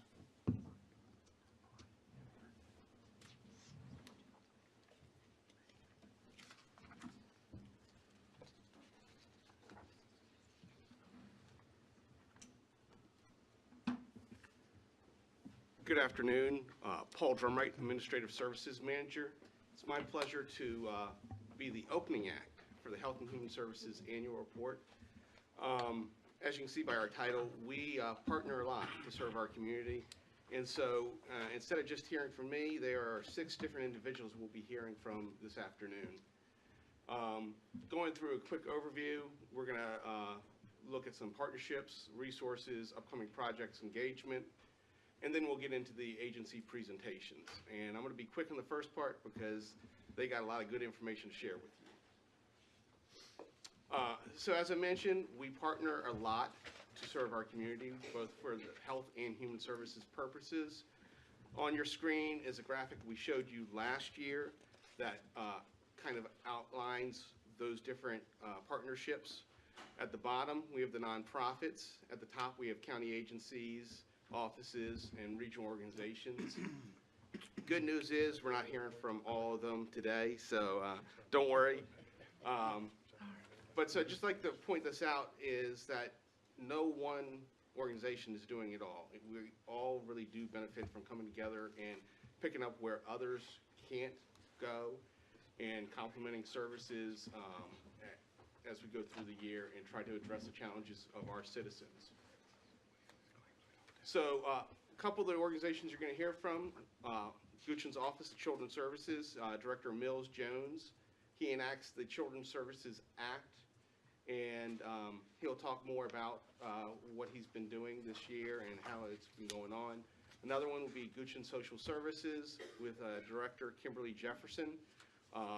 In addition to all the social services functions that they have, they also administer Goochland's Community Action Grant that provides assistance and training opportunities to income-eligible residents. And so that will be also incorporated in her presentation. Moving on to another one, Goochland Powhatan Community Services. Before we let her slip out the door, we did ask Director Susan Berkowitz if she would give a final presentation, one final act. In addition to all the functions that they do related to public mental health, developmental disability, and substance abuse services, they are also spearheading the Rural Substance Abuse Awareness Coalition that serves both Goochland and Powhatan counties to address, right now they're focusing on opioids, but they also want to focus on the other different substance abuse that occurs in our communities. Then after that, we'll hear from Dr. Tom Frank with the Chickahominy Health District. Chickahominy Health District actually is made up of multiple localities, and so we are just one small piece of their operation. In addition to all their services, they also operate the Henrico and Chickahominy Medical Reserve Corps that help serve the community in different functions when it comes to whether it's doing a flu shot clinic or whether it's responding to a hurricane or other disaster like that. So that's another resource they have. Then we'll hear from Tom Shepley with the Goochland, with the Pamunkey Regional Library System, specifically about the Goochland Branch Library that is here in the county. This is another regional organization that Goochland is part of that we spans multiple counties. And then finally, we will hear from Sally Graham with Goochland Cares, as most everybody is no stranger to that, and one of our wonderful community partners here on the nonprofit side. In addition to all those agencies, Goochland Parks and Recreation also serves as a key partner when it comes to the Health and Human Services function. They allow free or discounted use of park and recreation facilities, as well as tables and chairs for events, and discounted or free advertising for those agencies. So it helps those agencies save some money and get the word out on their programs. And on the screen is just a brief list of some of the agencies and nonprofits that have benefited. Then moving on, some of the other nonprofit agencies that actually do help in the health and human service field. We're not going to spend a lot of time on them today. The Goochland Christmas Mother, we actually heard from her, as you heard last month at your evening meeting. Senior Connections, they have a office just down the street from here, and they are a wonderful advocate for working with our seniors and some of the programs that they have. They use our county contribution to leverage state and federal allocations. Moving on, Feed More, the Meals on Wheels. So not only are they doing the food bank as well as their Meals on Wheels program, they are another key partner in addressing the needs of our citizens. We have a couple of statistics in there from the fiscal year 17-18 where they served over 429,000 pounds of food and grocery items through the food bank out to the regional food banks that are here in the county serving our residents, and that is a lot. So it's very key to have them as a partner. And then Senior Navigator, you may or may not know as much about them. They are a resource that is online. So we have a link on our website. Folks can go there and they get information about senior resources, about dealing with looking for a retirement home or how to care for a aging parent or aging sibling or whatever it be. So they're another good partner for us, and they help get out the word about services available. Moving into this would fall more into the human service side. These are two partners we have that focus on Reynolds Community College and then the Capital Regional Workforce Partnership. They focus more on the workforce aspect, helping people be retrained or get the training if they haven't, they need, so they can pursue second, third, or fourth career. I will note that the Capital Resource up there, they're changing their name to the Virginia Career Works Capital Region. Both of these are also where we partner with other localities in these organizations. And then, as I mentioned, workforce, as we get into that, not only is it those two organizations, it's also the Community College Workforce Alliance, Goochland Department of Social Services, Goochland County Public Schools, as you can see by the images up there on the screen. Kids taking the CTE classes, learning how to work with heavy equipment, learning how to grow food in the greenhouses and selling it in the culinary program in serving apple butter or other food that they're working with. That's all training folks to go into a career. So moving on to some health and human resources, we have listed on the website a number of the health and human resources. We have a Your Community page that lists these nonprofits that we are partnered with so that individuals can quickly find them and go to their site. The Community Care app was spearheaded out of the Office of Children's Services with Director Mills Jones. Senior Navigator has the website. We have the link on our website. RSAC has a website that they've established that will serve as a resource for folks who are looking for addressing substance abuse issues, and that they will have different events on their website. And then the 211 number. Not only do they have the website where you can go and put in that you're looking for a need, but they also, if you call 211, you'll get connected to somebody who can then help you find the services you are looking for. So these are resources that we currently have out there, and it's just helpful to remind folks that they exist. If nobody's using them, then they're no good. So we try to get the word out as best we can that these are available and avenues for people to go to. Moving on, in all that I talked about, looking right here on the screen is a copy of the current fiscal year 2019 general fund budget. And you can see right now, for all that, we spend about $5 million towards health and welfare. So we're really capitalizing on that amount of money for a lot of the services that the individuals are going to talk about in a few minutes behind me. They do a lot with what we provide, and we're very grateful for what they do. Moving on to some current and upcoming projects, Mr. Badesky already mentioned the community health assessment that we're doing with the Chickahominy Health District. That has been a wonderful undertaking. As he mentioned, it is more than just what you think of public health or the health of your community. It really has been an eye-opening experience to look at a lot of different data sets and hear perspectives from different people who've been in the steering committee as we try to focus on what are the core or the most important issues for the county.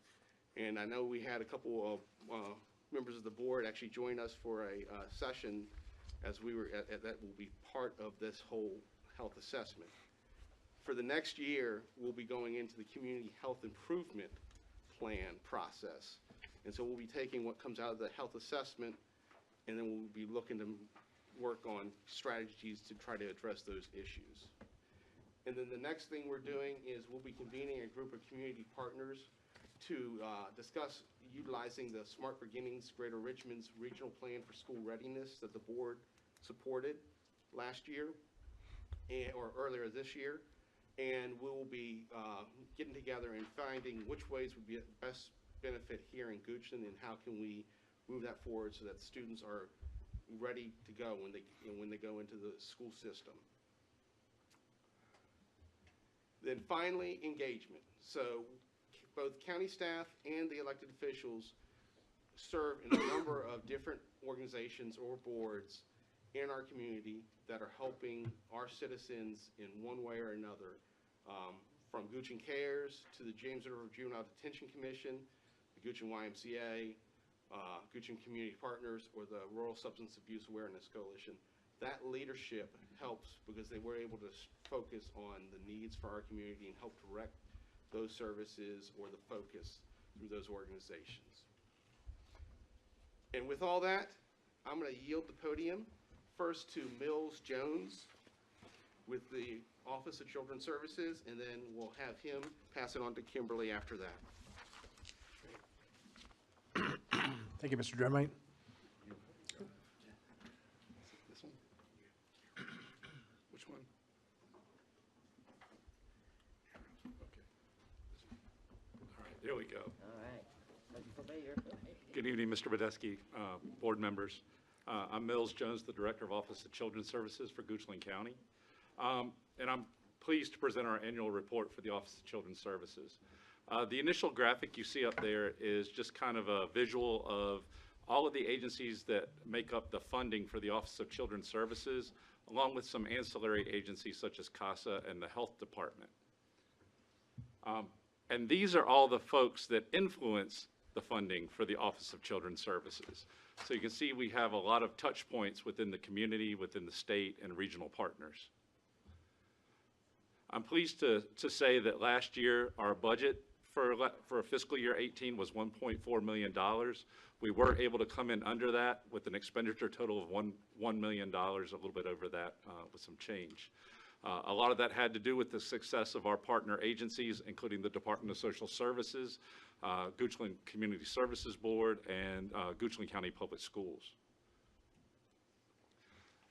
Last year we served a total of 32 youth. The service graph you see up there is how many of those 32 youth receive certain services throughout the year. As most of those will add up to more than that, you'll see that some children receive more than one service during the year, as they maybe have moved up and down the service system. Some children receive special education services in addition to mental health services, which makes up the numbers that you see on the screen. One of the things I'd like to point out in this as well is the fact that a lot of our services were provided with low-intensity mental health services, such as family foster care. That number 15 up there represents the number of children that were served as family foster care, as opposed to more expensive residential foster care services and psychiatric hospitalizations. And a lot of that credit does go to the Department of Social Services, because several of our children were served by family members who were certified as foster families. Not only did that keep children in less traumatic environments, kept them close to home, kept them with familial relations, and ultimately resulted in better outcomes for us. So they deserve a lot of credit for that. Part of the Office of Children's Services is to monitor the Virginia Juvenile Community Crime Control Act grant, which provides diversion programs for children who are before the court on some minor criminal matters. What you see before you is we served 33 youth who completed 857 hours of community service for the county. I am pleased to also report that our recidivism rate was much lower than the state average, and close to 100% of the youth in the program completed the program successfully. Our permanency stats for children in foster care, we keep track of this every year to see what our service outcomes are. So as you can see, we had 2 children last year return to their biological family. We had one youth reach independent living status, and we did have one youth receiving private day education who graduated high school. A lot of those stats are a lot of times dependent on age and progress through programs, which is why those numbers seem a little low compared to last year. However, I am pleased to announce that we are on target for some major successes this coming year. Right now, we've already had 3 foster children return to family members. We've had 1 foster youth transition to independent living status already this year.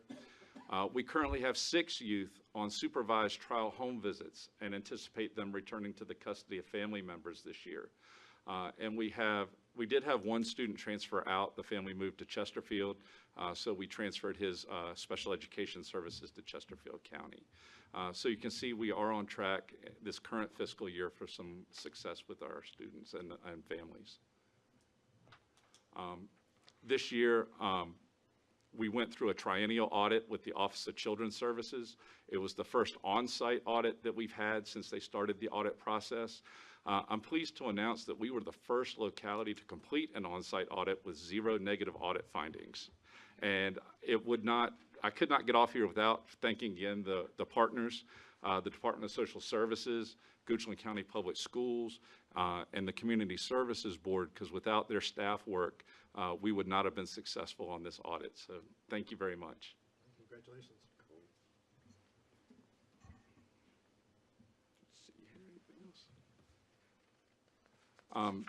Up here also, we have the list of agencies that we coordinate with and have partnerships with.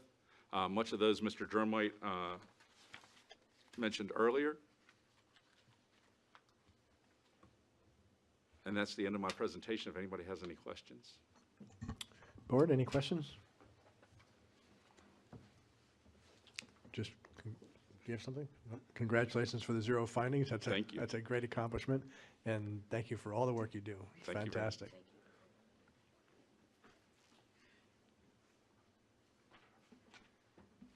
Hello, good afternoon, everyone. Mr. Badesky, Chairman Peterson. If Mills could come back up here, I wanted to share a story with you all.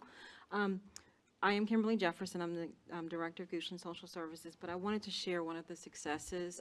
Mills talked about the collaboration and partnership amongst the agency. We had a youth that came into foster care at approximately the age of 12 years old.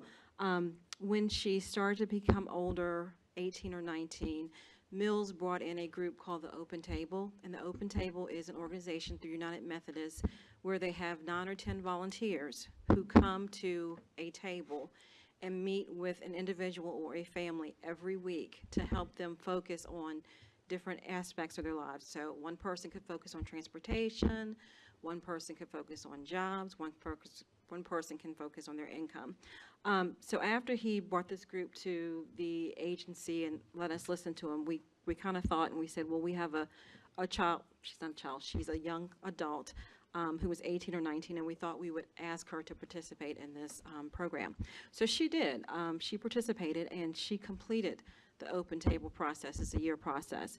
And from that, she has now become a spokesperson for the Open Table. She goes out and she talks to other families and other youth about what the table offered to her. She also, the Open Table helped her to get her business license. She's an artist, and I wanted to share with you her portrait that she actually gave. It's upside down. Share with you all too. This is the portrait that she gave to her worker as a sign of appreciation for all the things that she had done. And the last email, she still keeps in touch with us. Her last email to us was, if her sales go as well as they did at the last showcase, she'll need to hire an accountant and a lawyer to help her with her business. Wow. So that's just an example of the success of the collaboration that we have and helping our youth and families be successful. Wow. Congratulations. Thank you for sharing that very positive, uplifting story. And Mills, congratulations, and Ms. Jefferson as well. Okay, as I stated previously, my name is Kimberly Jefferson, and I'm the Director of Social Services. Okay. And I wanted to present to you an update or annual review for our department.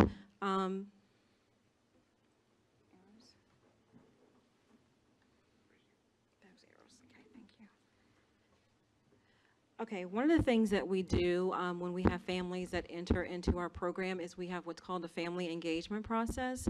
And when we have a family that's in crisis, the child could be at risk of foster care placement or in foster care placement. We have a meeting where we ask the family to bring any person that they want involved to a table so we can have a meeting. It can be a relative, it can be a non-relative, it could be a coach, it could be a former teacher. We want to have everyone at the table. And during that meeting, we have a facilitator that comes in, and we discuss the things that the family have that are going on that are successful, but we also discuss the areas of concerns. These meetings can last an hour, they can last 3 hours, but we identify what needs to take place for these children to be safe. And at the end of this meeting, we develop a plan. Everybody in the meeting signs off on the plan, and in a lot of cases, we are able to prevent the children from coming into foster care because they are able to go with a family or a relative without us getting the court involved. We're still involved with the family for prevention measures, but it can reduce the numbers of children that we have into foster care. We have positive and effective partnerships with our community partners. I talked about one with our Office on Youth, but we have other successful partnerships with Goochland Cares, the Health Department, CASA, and other organizations in the community to try to maximize the services that we offer without duplicating the services and saving money for each organization. We are engaging in many innovative systems through the state. The state has offered us the system of a flex dictate, and that's where the social workers can actually come into the office, or they can call from out in the field on their cell phone and call a 1-800 number, and they can dictate their notes. And it's sent into the phone service. The phone service within 1 or 2 days will type up the narrative and email it back to the worker. And the worker can go in and make adjustments, typos, or corrections, and then cut and paste it and put it into the system. And that's to decrease the amount of time that's needed to do narrative for workers to sit at their desk. And it has been successful in our office. Medicaid renewals. We have 0 Medicaid overdue renewals, and we assisted the county in having a clean audit. I'll have to take a picture with that. Yay, thank you. We are excited about that. The staff worked really, really hard to make sure that we did what we needed to do to clean up the Medicaid renewals and prioritize getting not only our Medicaid renewals done on a timely manner, but all other programs done. We still have some issues with staffing, but the staff who are there know what the priorities are, and if they have to work overtime, then they need to do that to make sure that the applications are completed. We are still having some latency issues and outage issues with the system, but we are still able to get in a timely manner. In November, the system was down for 2 complete days where workers were not able to do any work in that system. And I wanted to share about our family treatment court. In 2009, Goochland County was approved as a family treatment court by the Supreme Court of Virginia. This was approved with no funding. So what we have done is the Department of Social Services, the Community Services Board, Office on Youth, and Juvenile Domestic Relations Court, we have somehow made it work with participants who come through the court. Participants who come through this court are referred by social services, and it's for parents who are abusing drugs or alcohol, who are at risk of losing their children to foster care, or the children are already in foster care. We have had one participant who was successful. It's an 18 to 20 month process, and it's very intensive. They have to go to counseling several times a week. They have to be tested several times a week. So strategically, we've been able to find some funding to get this participant in, and this participant has gotten their children back much, much quicker than if they had not have been going through family treatment court. The thing about family treatment court is it is a voluntary treatment court, so the person has to volunteer to receive the services from family treatment court.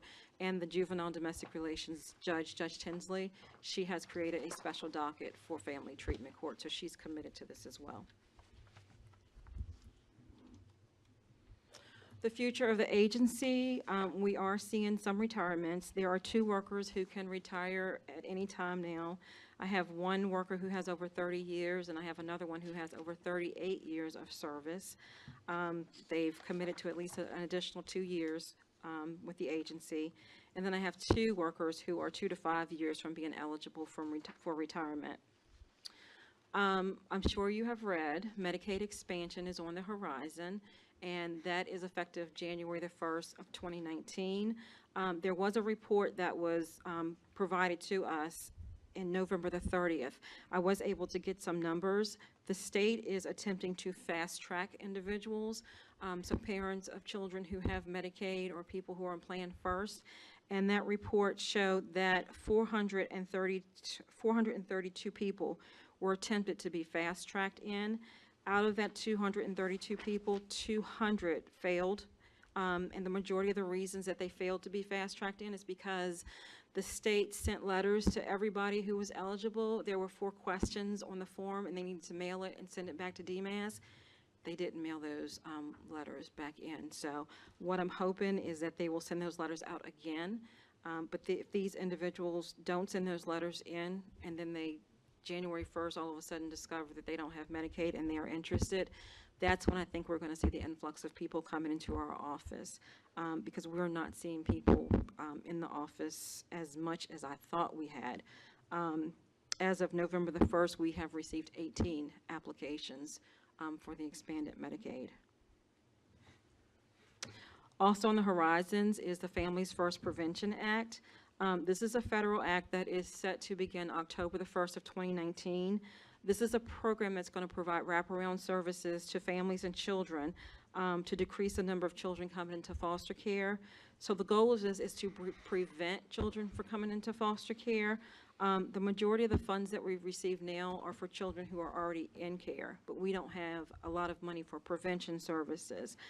It is still in the process of being developed. But we're hoping once we get that, we will be able to provide substance abuse services and mental health services for families in their home without removing children. We are still seeing and experiencing the opioid epidemic with some of our families.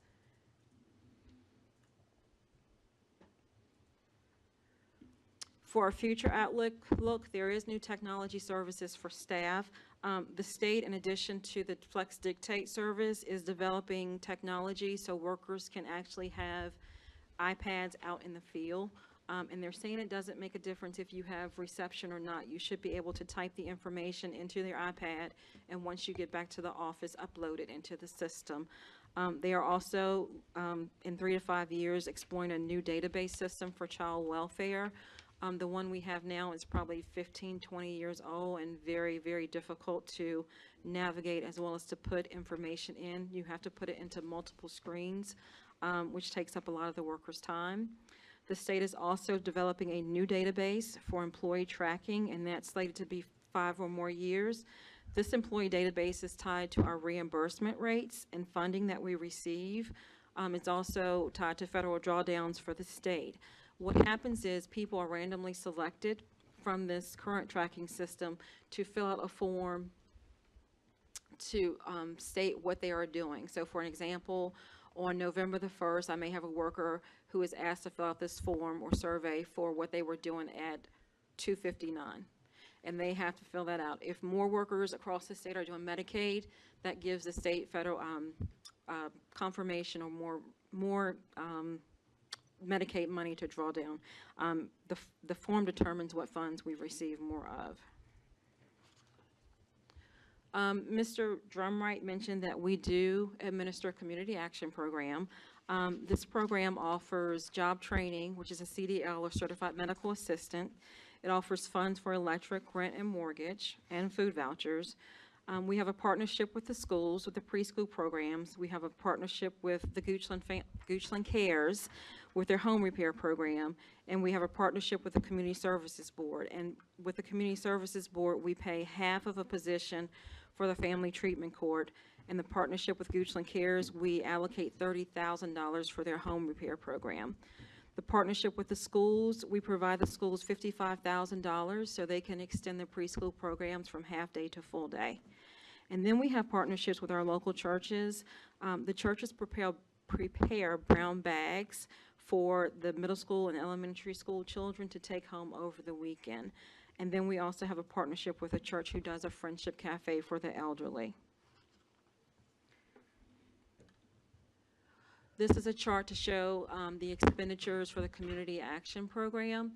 We have two pots of funding. We have what's the Community Services Block Grant expenditures, and the programs that I just highlighted there are what is taken out of this money. I also wanted to talk about the school nutrition. You'll see that we gave the schools $12,000 for school nutrition last year. That money was used, the school approached us to see if we had some funding. They wanted to partner with us and the CTE students. Their plan was to take a bus, gut it out, put shelving in it, and put air conditioner and generator in it. And the CTE students did that. And the culinary students were going to prepare meals and menus because they are going to make this into a mobile feeding unit to go into the community in the summertime using the USDA grant and provide food and meals to individuals, families, and children in certain areas in the community. So they are in the process of doing that, and the plan is that they will start this in the summer of 19. The second pot of money is TANF funding, and as you can see, we gave $55,000 to the school for preschool programs. Summer camp was $7,300, and then employment services was $1,300. With the TANF funds, those are funds that we cannot carry over. We have to use all of the funding at the end of the year or we lose it. The Community Action Program also completed a community needs assessment in June of 2017. And the top needs that were identified by the community and the community partners were affordable housing, health education, and access, jobs, and transportation. So for our caseload counts, and this was adjusted to calendar year, 2016, we had 2,115 individuals on Medicaid. In 2017, the number is 2,200. For SNAP, 2016 it was 1493, 2017 it's 1554. If you look from 15 to 16, we think the decrease was because of the new work requirement for able-bodied adults. There was a new requirement that anybody who was able to go to work could only be on SNAP assistance for 3 months to receive assistance, so that's why we believe those numbers went down. And for TANF, 87 in 2016, and in 2017, 86. Mr. Jones briefly spoke about the foster care caseloads, and year to date, we've seen 21 children, and currently we have 15 children in our custody. And I think he mentioned that some children on trial placements with their families, they are still in the custody of our agency, but we hope that they'll be able to go home in the next 1 to 2 months.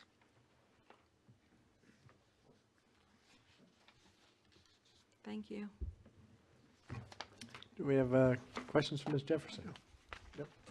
Mr. Alvarez? Ms. Jefferson, the number of Medicaid, I guess the automatic or fast-tracked, I think you said it was 232 fast-tracked and 200 not? They attempted to fast-track 432. That was the attempt. Right. Do we have a list of the names of the 200 I that do. have not been? I do. I have a So list. are we planning on reaching out to them and trying to get them, or? I wanted to see if the state is going to send a second letter Okay. to those individuals first, and we are checking on that. They are going to do what they call runs. So they did a run on November the 16th and December the 16th. I think they're going to do another one in January.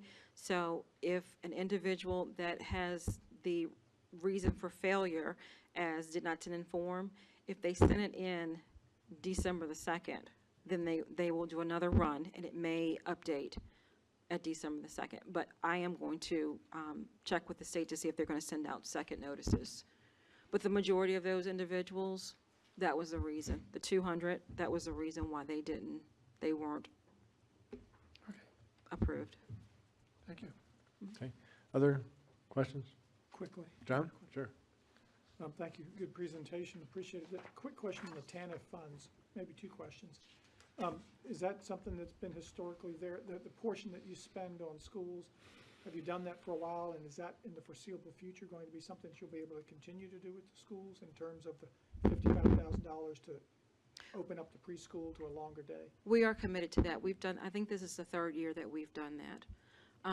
Actually, this year, we were approved for $93,000, which is $30,000 more than we've received in the past.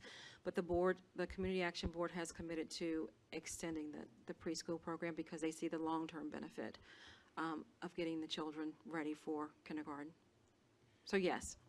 No, thank you for the additional explanation, because that was, just to educate myself a little bit, who makes the decisions? And then you just said CAB, the Community Action Board. Who makes the decisions when you find out, okay, we have TANF funds, $93,000?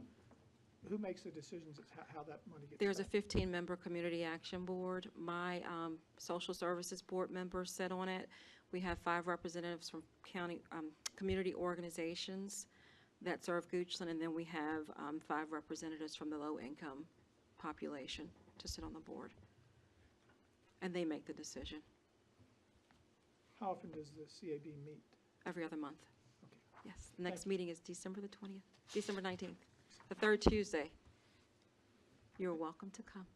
No, thank you for that. I knew we had a DSS board, and I know, but decisions like this are made with the collective board, which DSS sits on the CAB, but you have 15 members CAB.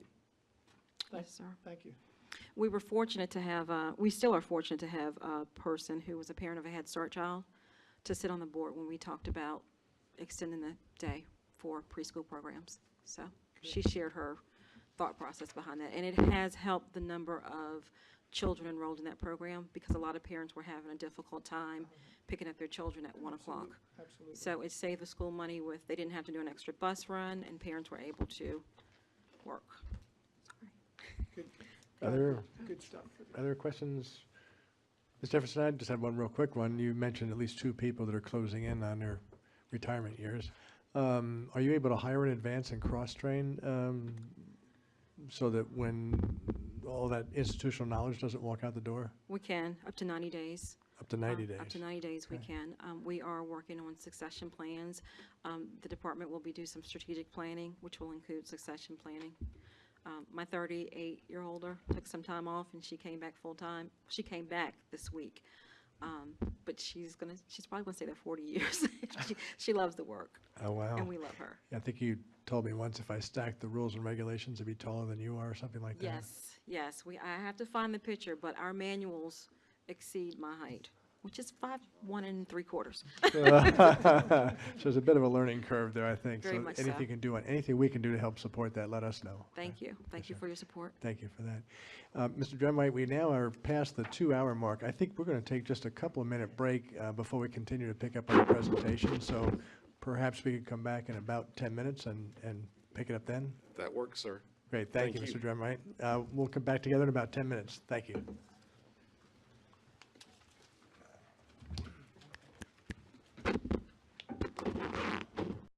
Program. Yeah, yes. Thank you. It seems like it was a much-needed break, so thank you very much. Yeah. Now we're refreshed, and we can go for another, 3 or 4 hours, so. I don't know if we got enough material for 3 or 4 hours. We'll see what we can do. Sounds good. Thanks, So I'm Paul. going to turn over the podium to Susan Berkowitz, and I believe she also has a special guest with her. There's no promise. no requirement to fill All right, the Paul entire says 3 or this 4 is hours. working. Good. Where do I go? Oh, it does work. There you go. Hi, Mr. Badesky, Mr. Peterson, and the Board of Supervisors. I'm Susan Berkowitz, and I'm with the Community Services Board, and this is my swan song. I'm going to give you some numbers about what we've done over the last fiscal year. So this is July 1, 17 through June 30th, 18. We had 510 requests for services. We served 1,123 people. Generally, it's somewhere between that and 1,300 people in a year. We started same-day access in September of 2018, so this is outside the time period I just mentioned, but it's worth saying that in 2 months, we had 66 people come through our same-day access process and receive assessments. And we haven't even launched it fully, so it's gonna be a good success. We did 125 pre-screenings for involuntary psychiatric hospitalization. We did 3 classes for Revive, and we partner with the health department with that, so people get naloxone when they have had the training, and 56 people, that's 56 people in 3 classes. We did mental health first aid classes. We had 2 classes with 29 participants and 5 classes with 50 participants for youth mental health first aid. So I think those are exciting numbers. We provided services with a total cost of $1,958,000. We were reimbursed for 76% of those services. And that's important because 24% of the services we provide are unreimbursed by any payer source because they're provided to people who don't have insurance. And people who don't have insurance don't have anywhere else to go for these services. And that is what I believe we're here for. We receive local, federal, and state funds to serve people who have nowhere else to go. We provided $41,000 in psychiatric medications to uninsured people. If you know anything about psychiatric medications, they can be extraordinarily expensive. And without insurance, they're downright unaffordable for people. We helped 26 people obtain gap insurance, and that helps cover some medications and some medical costs. But more importantly, people who have gap insurance roll seamlessly into Medicaid January 1st when expansion occurs. So these people are all set to not clog up. Kim left her numbers, and they're going to roll seamlessly into Medicaid. In cooperation with social services, as you've heard several times, we coordinate family treatment court, and we serve 68 people who have the developmental disabilities waiver funding. Where'd it go? Now it's just shining a light, Paul. Oh, there we go. I was pointing the wrong way. Sources of revenue, this doesn't change much from year to year, but it's helpful to know that we receive revenue from a variety of sources, and the bulk of it is state dollars. The next largest source of revenue for us is fees, primarily Medicaid fees. About 85 or 90% of that is Medicaid fees. We get some federal dollars, we get some local funds, and some other things. Expenditures, you can see that we spend most of our money in mental health and substance use disorder services, a smaller amount in intellectual disability services, a smaller amount in substance use disorder, and a little bit in administration. Current challenges and opportunities. They're 2 sides of the same coin. Implementation of STEP Virginia, and I always have to look up what that acronym means. It's System Transformation. Thank you. Stacy was part of putting it together, so I knew she'd know. Same-day access is the first step of STEP Virginia, and we implemented that in September. The next step is going to be primary health screenings for people who come in. It's a statistic that people who have serious mental illness have shorter lifespans than the general public because they don't often receive good primary care. And so this is an effort to address that. Medicaid expansion is an opportunity to enroll eligible people in Medicaid so that they have access to the services and supports that they need, but it also is a bit of a cash flow challenge for our Community Services Board because we are being reduced in state funds by $41,000 for the next 6 months and expected to build that back with new Medicaid enrollees. Whether that happens or not is just something we have to wait and see.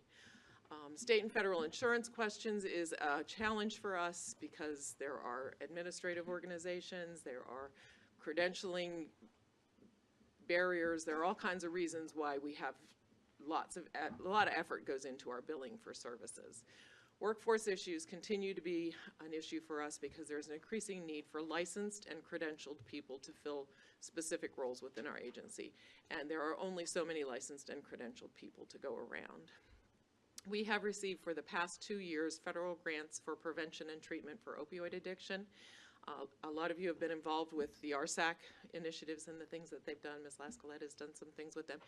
2 years in a row, we got $100,000 for prevention, and a lot of really, really good work has been done by RSAC with that money. And we've used the treatment for people who have no other resources to get opioid treatment. And that's been terrific. I don't know that we'll get that again, but I hope so. It doesn't look like the state's going to get that grant again. 2 years in a row is kind of what you get.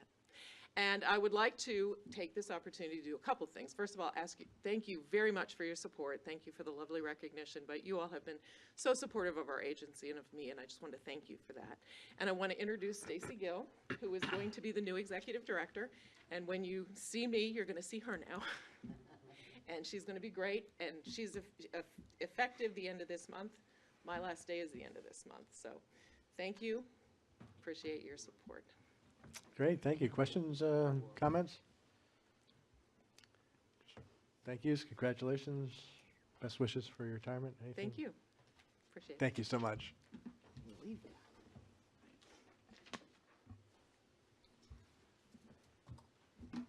Thank you so much to Susan. It's been great working with her, the time that we've had. We're moving on now to Dr. Frank in the Health Department. Great. Thanks, Paul. Mr. Chairman, members of the board, and Mr. Budesky, thank you all for giving me this opportunity to present to you all tonight. I am Tom Frank. I'm the Health Director for Chickahominy Health District and the Goochland Health Department. I present this slide here every year just to remind folks that the health department in Virginia is really divided into 119 local health departments, and those are generally the localities. So Goochland Health Department is one of 119. It's also a part of the health district of Chickahominy Health District, and that's one of 35 health districts in Virginia. I am really big on mission. I am also a member of the Navy, beat Army. See a couple of beat Navy buttons out there, so I'll throw in my plug. And you know, I'm a resident of Goochland. I'm proud to be a resident here. I'm proud to be your health director, and I'm really big on mission. So my mission in the health department is one of the first things that I created when I came on board 6 years ago. We created a new mission statement, a new core value statement, new vision, and we developed a 5-year strategic plan. You're going to see little pieces of that, but it's all really about our purpose in life here at the health department is to improve the community's health. It's really simple. We do that through 3 ways: through preventing disease, promoting healthy lifestyles, and protecting people from hazards, primarily environmental hazards. And that's really what we do. Some of the goals. We have a lot of goals and objectives in our 5-year strategic plan. It's a 2015 to 2020 strategic plan, and we revisited it this past year in 2018. We changed it just a little, we tweaked it a little bit, but it's really all about preventing disease, protecting health, and promoting healthy lifestyles, as you'll see through a lot of those goals. These are the major focus areas that I've listed up here. We've added a kind of a new one this year, and that was number 1 there. It's maintain a competent and valued workforce. Because I really felt it's important to focus on our people, getting the right people on our bus and heading in the right direction. But in order to do that, we've got to develop them. And so that's one of my priorities for the next few years is going to be to really, really value them and also develop them into competent employees. This slide shows our core program areas. And in public health, we have over 30 programs that we're responsible for. Here's a few of them. This is probably about half of the programs that we do. These are some of the more major ones that people are more familiar with. There's a couple of new things that have popped up here in the last couple of years. And you'll see over there under special programs, there's population health, which is kind of a new term in the last few years. And under vital statistics, I'm going to talk a little bit about vital statistics. We're adding a couple of new things. We're going to be able to do birth certificates and marriage certificates, in addition to the death certificates that we do. And I put this up here just to give people a sense of how broad our responsibilities are in the health department. We on any given day, we'll have a nurse and a nurse practitioner taking care of a maternity patient in her last trimester, and we'll have an environmental health service worker out in the field digging holes, evaluating the soils so that we can make sure we have a proper septic field put down.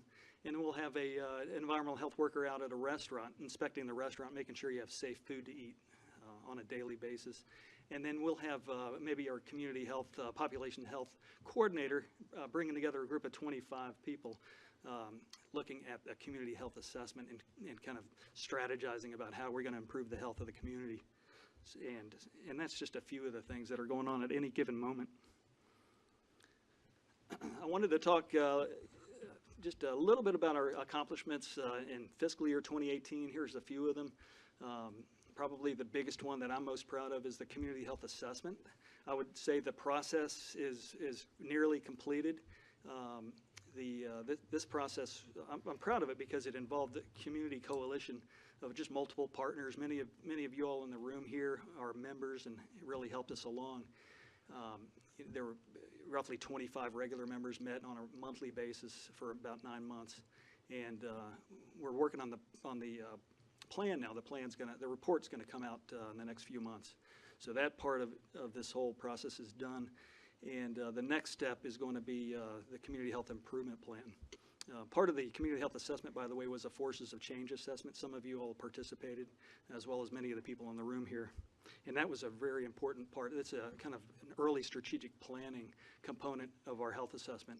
That's going to be used to help drive the Community Health Improvement Plan. Another thing that I was proud of was the Health Department won the Virginia WIC District of the Year Award. This was a 2017 award, but it was awarded in 2018. So we just found out about it in mid-2018. So we won that award for our WIC team. Obviously, there's the opioid crisis you've heard about multiple times tonight. We've responded to the opioid crisis. The Health Department's helping with that. We're just an adjunct to what's really going on there. We're really happy. I'm proud to go out and help with the Revive training. I put 4 Revive trainings down there. I think there's one this week, and that'll be number 4 for our community. Part of that, that's about educating the public on how to recognize opioid overdose, and then how to treat overdose victims and how to revive them with primarily with naloxone. We're also dispensing drug disposal kits to the community. We've dispensed hundreds of them throughout the community. Another item I wanted to mention was our Medical Reserve Corps. We've been able to increase our Medical Reserve Corps, which are all volunteers, from 92 to 314 over the last couple of years. And that 314 is not just our one, not just Goochland. That includes Henrico and Chickahominy Health Districts. It's 2 districts. So that spans 4 different counties. But 65 of those are either affiliated with Goochland. They either live in Goochland or they've indicated a willingness to work and serve in Goochland. So that's really significant. Another accomplishment was our environmental health food safety team. 3 of them achieved the certified professional food safety credentials this year through National Environmental Health Association. One of those is our one Goochland Food Service Workers is one of those people. And we also supported Disaster Survivor Day every year, along with several other health and safety fairs. I'm throwing up a few numbers here, some statistics just to show some trends. I'll summarize some of the trends for you. In the clinical service level area, there's been a number of statistics trending down in a couple of areas like communicable diseases, immunizations, family planning, and WIC client visits. When it comes to communicable disease, that's a good thing. You want to see reportable diseases, TB, and STDs go down generally. The others may be an indication of our economy doing so well over the last 10 years or so. And then some of the other trends are actually slightly trending up. Maternity visits and nursing home screenings recently have been trending up a little bit. I'll go on to show you the environmental health service levels. In environmental health, this is a really significant area because we've seen some significant trends and increasing numbers when it comes to septic applications and well applications especially, as well as some rabies incidents that we see and handle. But those areas have been going up tremendously, generally almost doubling over the last several years. And so that's really taxing our folks a lot. Mr. Frank, if I could, on this slide, this isn't Goochland, this is... So this is Goochland County. This is just Goochland, not the yes, sir. Chickahominy. Yes, Okay. sir. In fact, all the numbers that you're seeing from here on are Goochland County specific. Super, thank you. And then finally, I want to talk about just the future outlook and some of the future challenges. Some of our future programs that we're going to be seeing in development. I mentioned population health. So far, population health has been one of these almost unfunded mandates that have come down to us. And I say mostly unfunded because we're starting to see maybe a little bit of funding come down. And we're actively seeking more funding, either through grants or through state. And we'll see how that goes. But I have secured a part-time community health worker for the next 6 months through state funding only. So 100% state funded, so that'll help us tremendously get through this gap period. The community health assessment is a big part of the population health program. We've already mentioned that. In 2019, we'll be undertaking the community health improvement plan. A new program that we've just started in the district is Bright Smiles for Babies. This is a nurse-run program that involves dental prevention education to young mothers with young children. And they also provide fluoride varnish treatments for these young children who are ages 6 months to 3 years right now. We're able to treat 6 months to 3 years. We've started in Hanover. It's going very well. We're going to start it in Goochland this coming year. And so that'll be a new program. I mentioned the mental health crisis. You've heard a lot about that tonight. We are in a mental health crisis throughout the nation, and that's indicated by just the rising bad statistics when it comes to depression and suicide and opioid overdoses. And opioid is just as one piece of that whole crisis that's going on. It's just an indicator, really, I think, of a bigger problem. And so I put that down there, not that the health department's going to solve that, but together with all of the other efforts going on and all the collaboration that we're starting to see in this community, hopefully we'll make a big dent in that and reverse that crisis. And finally, a challenge for us is a growth in the population in residential development. I've already mentioned the numbers, the stats, especially in septic and well applications. It's really, we've got an increase in environmental health workload in those two programs. And so at that, I will finish up, and I'll entertain any questions if you all have any questions. Any questions for Dr. Frank?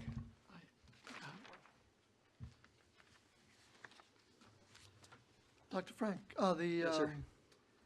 on slide 49, you mentioned dispense drug disposal kits to the community. Is that just for opioids, or is that like for collecting leftover drugs?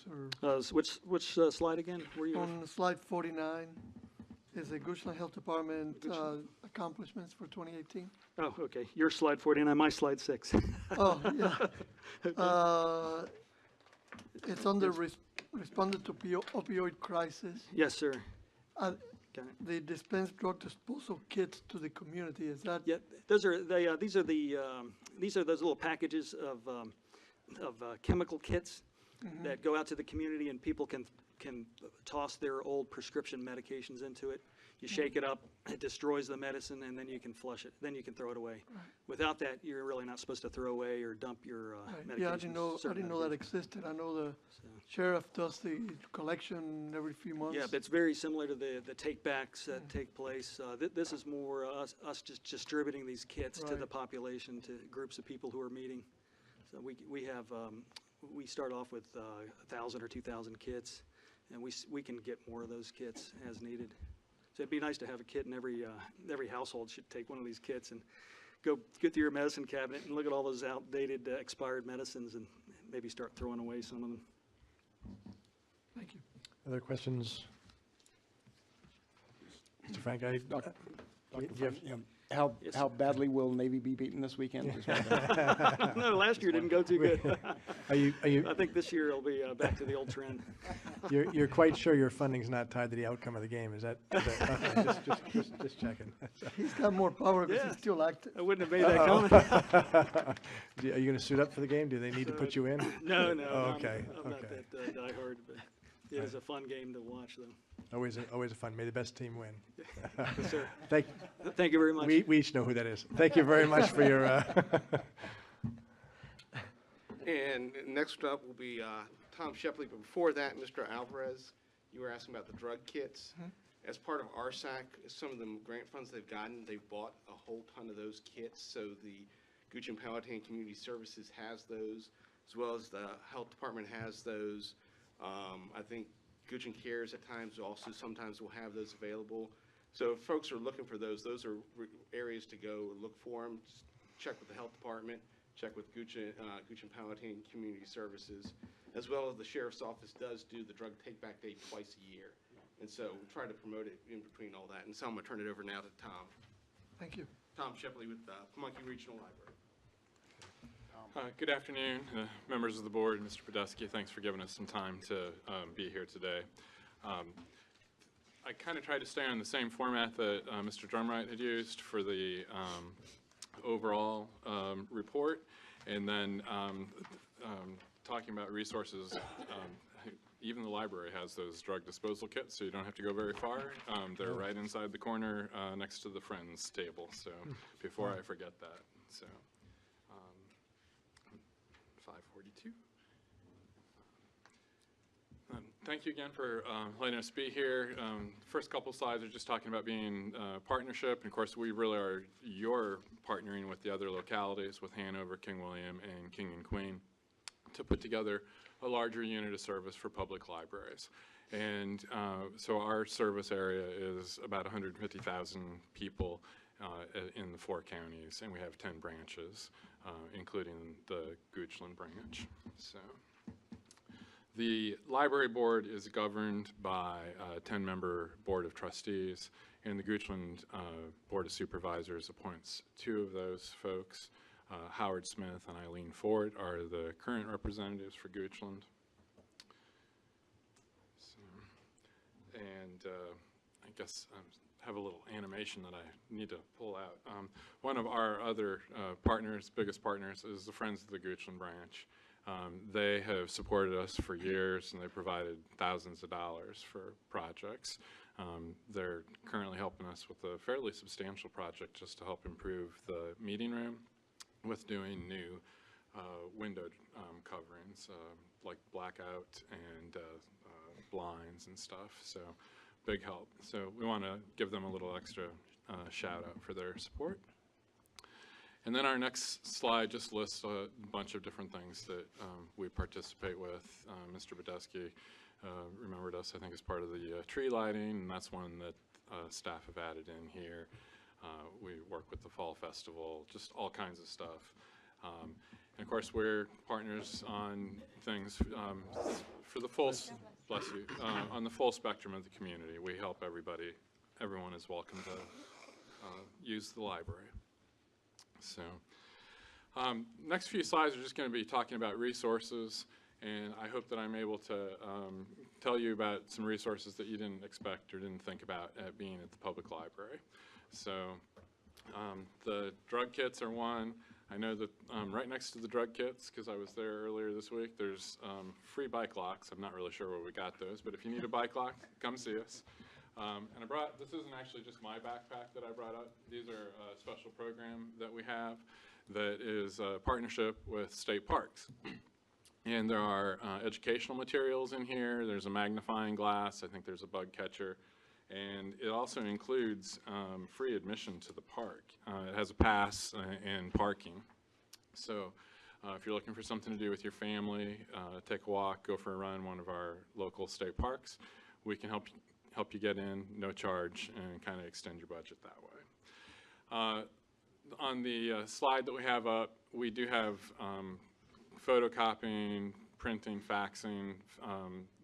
Faxing is going to be one of those services that people are having a harder time finding. It's not obsolete, but it's not necessarily as common. It's also listed, we have 3D printing now at the library, and I'll talk about that a little bit more.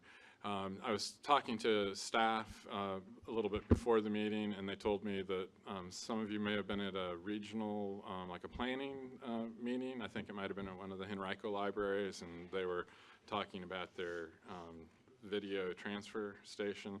You may not know, but we also offer that over here too, and at our branches.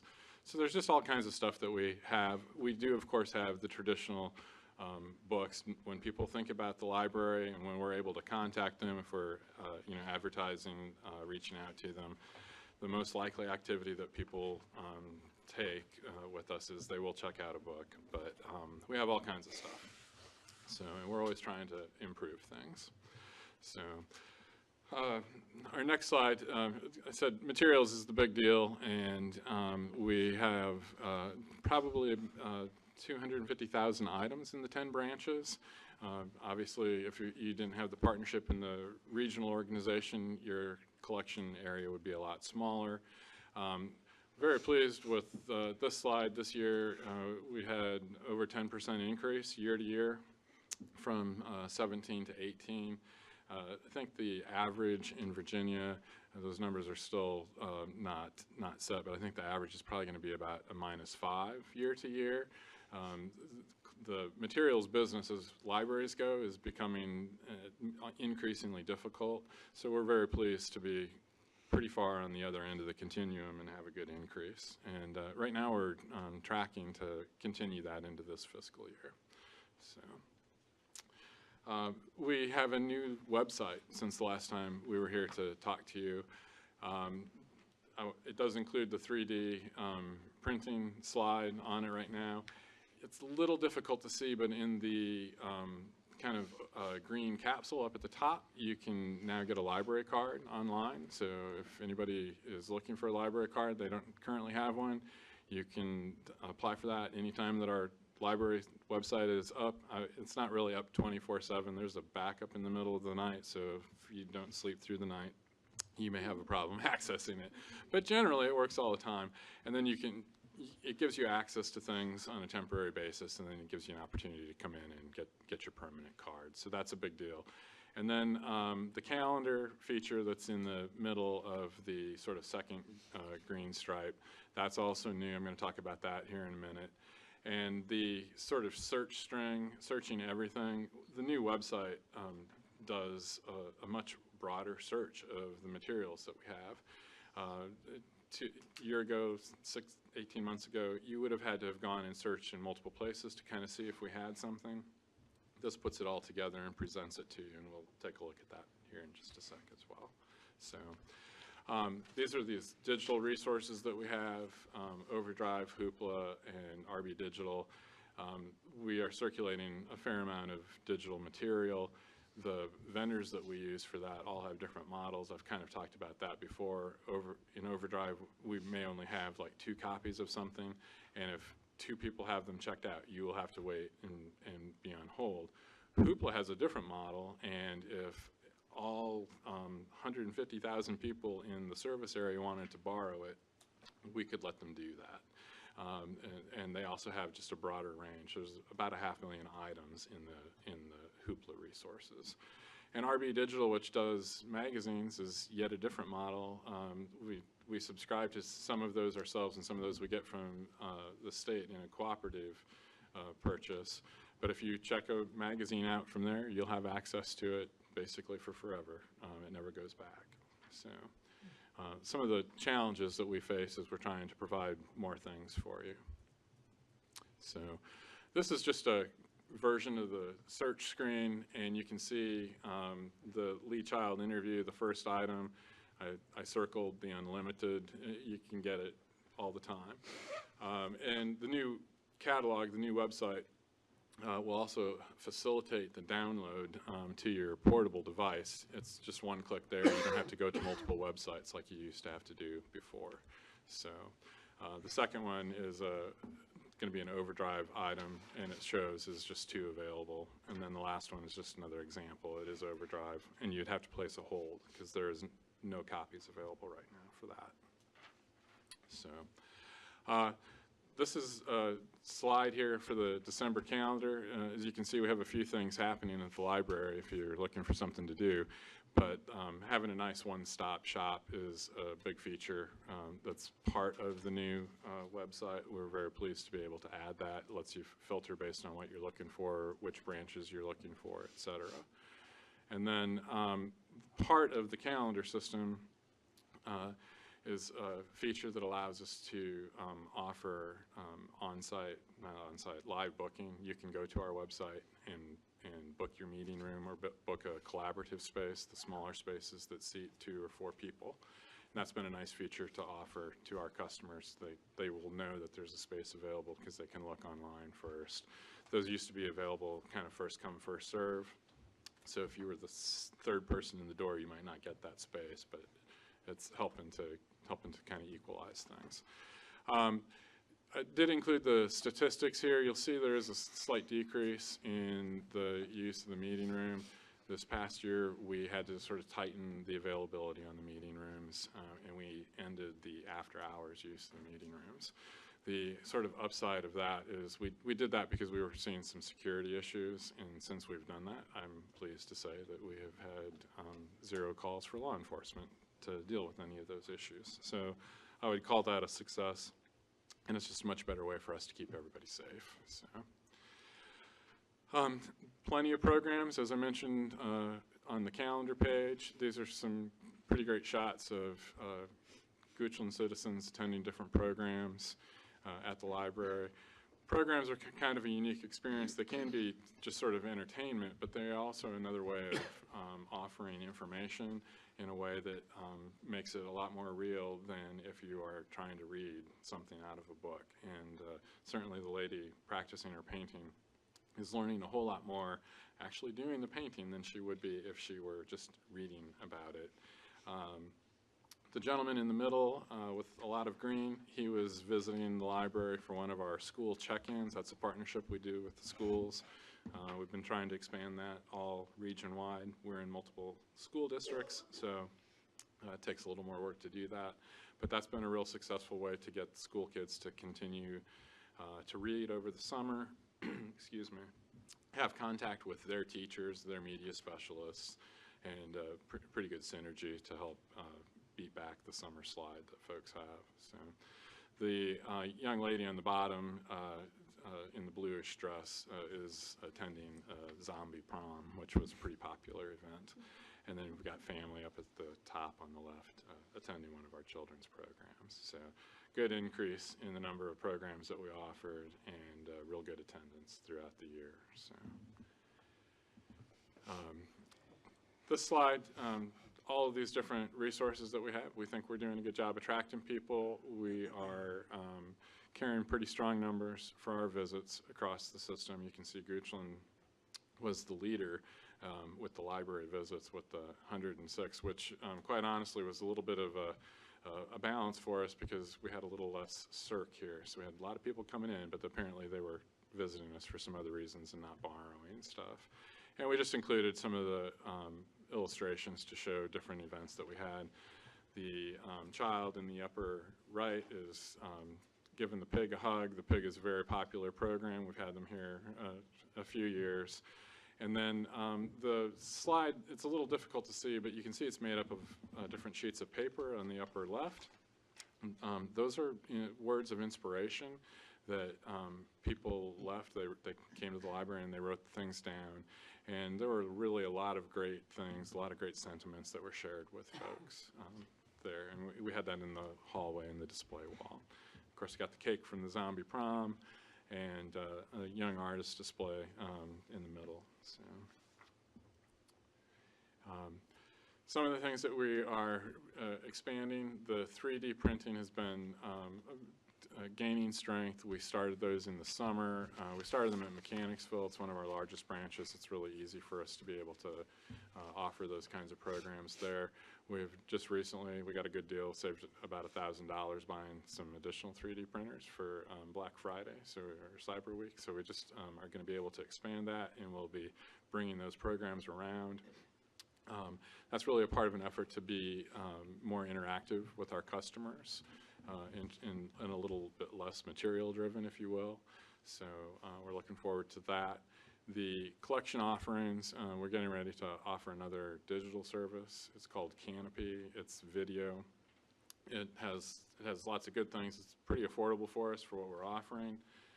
The bad thing about it is that you need to have an internet connection. It's a streaming service. But we do have a fair number of customers in the 4 counties that do have internet, easily accessible, so we're hoping to serve them. And the other great thing, it's a little bit more of an academic resource, not quite so popular, but it comes with public performance rights, so if you're looking for something for your group to be able to view church or work or whatever, that might be a good resource for you. Third bullet here, we are looking for a space to acquire an administrative center. We currently have our shared service administration folks. We have them located at the Hanover branch. In the back of the Atlee branch, there's space, and in 2 different spaces at the Mechanicsville branch. And I believe we just put the bid documents out for our new Atlee branch, which is going to be a 20,000 square foot building, but it is not including room for our 3,000 square feet of administrative space. So we're taking that as an opportunity to find a site, put us all together on one site and make operating a little easier. We're looking for approximately 7,500 square feet, but give us some room to grow. I literally currently don't have a seat if I'm trying to hire somebody else. We are full up. We don't have any places, so that's not a good place to be. Excuse me, did you say you're trying to get space in the new Atlee, or you're not going to get space in the We are not getting space in the new Atlee. It's in a business subdivision. It really is in a retail space area, and we're going to use all of that to retail our services to the customers there and find hopefully cheaper space for the So you're looking for administrative. space to consolidate all the staffing? Correct. Are you looking in Hanover, I presume? We are looking in Hanover. Their sort of suburban development core really is the center of our region as well, and most of our clients or customers are located there, and it makes sense to stay close. I noticed on the website, the address is the library up at the courthouse in Hanover, I think, so that's kind of where you're... Correct. Yep. My office is upstairs. It's second floor. Yeah. Gotcha. So that'll be a great thing for us, and it would actually put some more programming space back at the Hanover branch if we got out of there. That's really more office space in Mechanicsville. Thank you. Excuse the interruption. So, and then we also have been looking at staffing. I think that's become a little bit more of a concern for us. We have about 80% of our staff in entry-level positions, and I think we're finding it's just more difficult to use entry-level staff to be able to provide some of these more sort of first-class programs. We'd like to hire people that work more hours. 80% of our staff is working 10 to 14 hours a week, and so you talk about trying to do 3D printing and have somebody around who can do that. You're talking about training 6 people instead of 2 if we could have full-time staff. So we're looking at what we can do to make that more strategic, but you'll get more info on that hopefully later. So that is pretty much the end of mine. So if anybody has any other questions, Any I'd be glad. questions? Yes, sir. Mr. Shepley, you mentioned the 3D, and I think you might have answered my question just now, but if I have an idea that I want to do on 3D printer, does the library have the design tools, or do I need to bring my design completed and ready to print? We are working to have a lab, so we would have like the Adobe Creative Suite available for folks, for instance. A lot of the stuff that is being used for 3D printing, as an example, is open source, so you might have access to it, but we're looking at being able to provide some classes and training to create a community of folks that are able to help do more. You can go out today, you can go to Google, you can search and find the design to make something. I know like one of the popular things is like missing game pieces. If you had, it might sound silly, but where do you get, the dog in Monopoly or whatever it is? And so, there are people that will make a file and share that, and you can email that to us.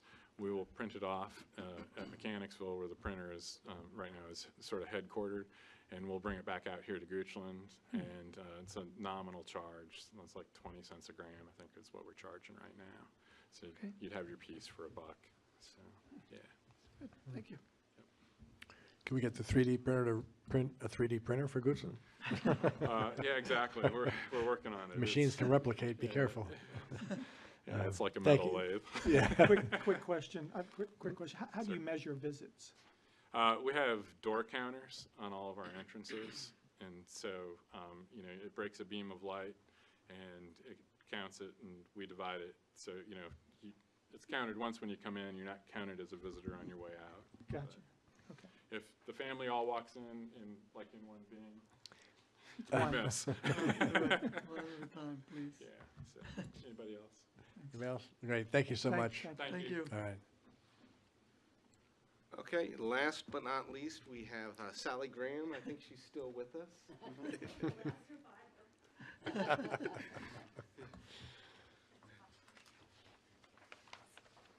I just do the, You can actually use this. oh, okay. Good evening. I think I'm what's between you and dinner, so thank you for listening. I'll try to be really quick. I'm Sally Graham with the Goochland Cares, and thank you, Mr. Badesky and Mr. Peterson and the board for inviting us to be here, even though we're not an official Goochland agency. I think most of you are pretty familiar with our work, so I will try to go through this fairly quickly. That's not me. What happened? You went backwards. There you go. That one. Oh, okay. So I put this in just to talk about how we align with the county's goals of being transparent, excellent being one of our values, and quality being another value. Our mission is to provide healthcare and basic human services to Goochland residents in need, and we've got 12 different programs to do that. So we address health and define health very, very broadly to include living in a safe place, having enough food to eat, living without fear of violence, et cetera. And our programs are targeted to that definition of health. I just thought I'd talk a little bit about, I thought you might be interested in who comes to see us and who benefits from our services. So we benefited over about 1,500 Goochland residents. We only screen adults, but we know that because we track the number of children, that the services like food benefit whole families. So our client population, 58% live at or under 100% of the FPL, which is very low income. And then the rest live between 100 and 200%, and our eligibility is 200%. Race-wise, 40% of our clients are Black, and I thought that was interesting that in the county's 16%. So it really is disparate. 14% Hispanic counties, about 2.8, and 46% white counties, about 80%. And then our average age client is 52, of registered clients is 52 years old. And the aging of our population is trending along with the aging of the Goochland County. So just talking about health disparities a little bit. Health disparities happen when people don't have the same opportunities for education, housing, are discriminated against, and this adversely affects excluded or marginalized groups. So I just wanted to say a couple words about health disparities in Goochland County. So race matters. For Goochland County, about 9% of the children in Goochland County live in poverty. But if you look at race, 21% of Black children live in poverty, and 5% of white children. So that's disparity. Location matters. If you live in the eastern end of the county, your median income is $104,000 a year. Go to the middle, it's $68,000, and go to the western end, it's $28,000 a year. That's a huge difference. So when people say to us, well, why do we need your organization? Why do we need to address poverty? This is the kind of information that we have that supports that. Wanted to talk a little about our highlights for the year, and here's our highlight. You probably passed it. Hopefully you've all been in it and had a tour. This has totally transformed the way we've done business. We started our campaign in the spring of, or finished the campaign in the spring of 17. That supported that building, the conversion of the house into emergency housing, and also our endowment, which we've never had before, which really supports our sustainability. We began building in 2017. We finished in January 2018 this year. And we started moving in on a Thursday of Martin Luther King birthday, and we opened for services on Tuesday and never interrupted services for our clients. So I wouldn't do it over again, but we're really proud of being able to do that. So the best thing about the new building, it's a beautiful building, but the best thing is that it really achieved what we wanted it to achieve. It is a one-stop shop. Our clients can come in and get everything they need in one stop without having to get transportation between 3 or 4 different locations and without having to make appointments to come back and that kind of thing. And a good example of that is a woman who walked into our front desk to get her list for food pantry, and when she reached out for the list, she handed the front desk person a little note that said, "I'm being abused, and my abuser is in the car, in the parking lot." And that front desk person was able to walk her around to our domestic violence advocate without having to say, "You know what, here's a phone number, make an appointment, go down the street, good luck with that, with your abuser being your transportation." So that's the beautiful thing about the building. Also, just access. In our old locations, people who had mobility issues were not able to get into the food pantry or get into the clothes closet. So this gentleman's a great example of being able to get into the building. And then program integration. So having all those services in the same building, that's Deb McKay, Chief McKay's wife, who does wellness counseling. She can walk somebody from the clinic over to the food pantry and talk about good food choices. And then our dental, I put the dental up there because our medical provider example saw a patient who had a mouth lesion and was able to walk them down the hall and say to the dentist, "Would you look at this and would you biopsy it?" And it was a cancer. So that's program integration. Some of our successes, our food pantry and clothes closet visits are up by 40% since we've moved in that building. That's all about access.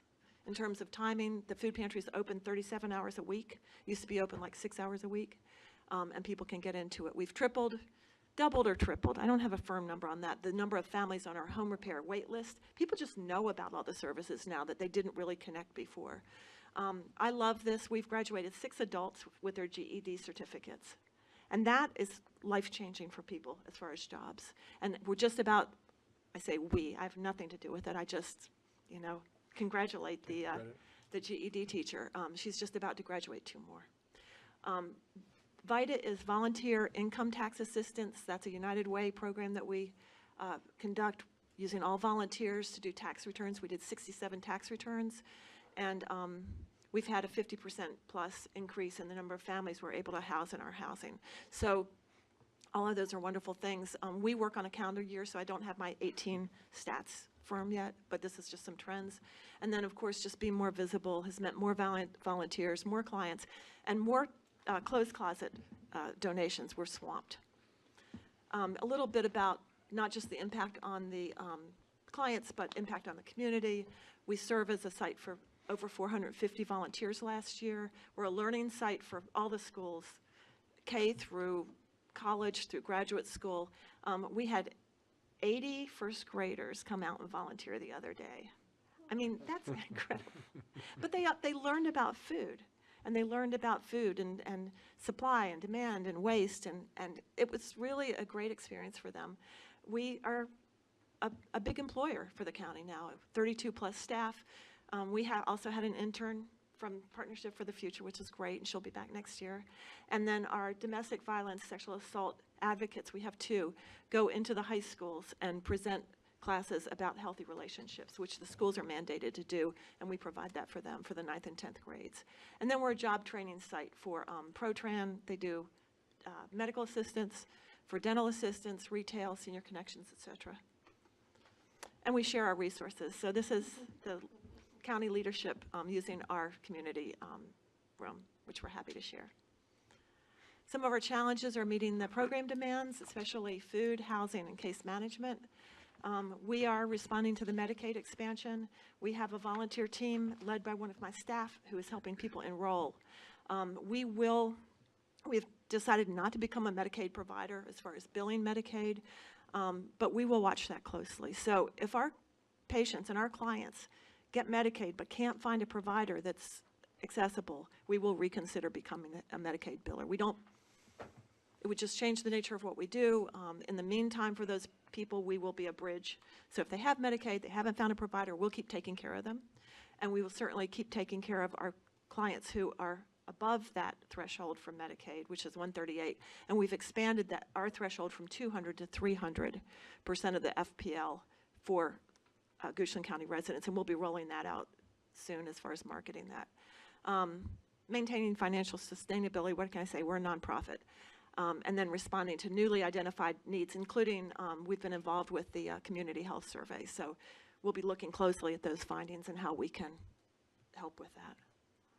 And I'm just going to end with a thank you. We really, really appreciate the support that the county gives us and the partnership we have. And if you have any questions, I'm happy to answer them. Any questions for Ms. Graham? Yeah, because you need to get to dinner. So Well, thank you so much. so I don't know if it's just me, but each time I hear this presentation, it seems like you're having a bigger impact on more people in Goochland, and it just does the heart good to see you reach out to more and more people each time, expand your services, and put more smiles on faces that really need them. So, Well, I hope so. Thank you very much Thank for you. that.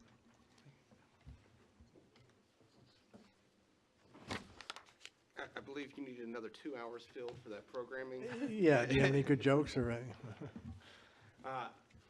That is the end of our presentations. If there are any questions, be happy to take them. If you don't have them now, if you think of something over dinner or tonight, tomorrow, feel free to reach out, and we'll be happy to try to get the answers for you. Any questions for Mr. Drumright at this point? Seems like you covered everything, so. Yeah, I believe we have some other items. One more item. One more item, yep. Thank you, Paul. Okay, the next item on our agenda is appointments. I think we have at least one new appointment.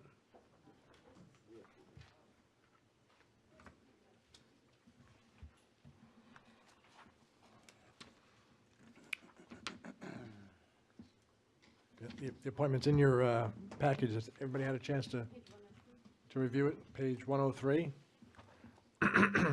The board is going to consider the reappointment of Don Sharp, District 4, to the Recreation Advisory Committee for a 2-year term effective December 4th, 2018, with the term ending November 30th, 2020. Any discussion? Okay, I'll entertain a motion. Mr. Chair, I move we reappoint Don Sharp to the RAC for the upcoming year. Okay, it's been moved to reappoint. Do I have a second? Second. All right, it's been moved in second. All in favor signify by saying aye. Aye. Any opposed, nay?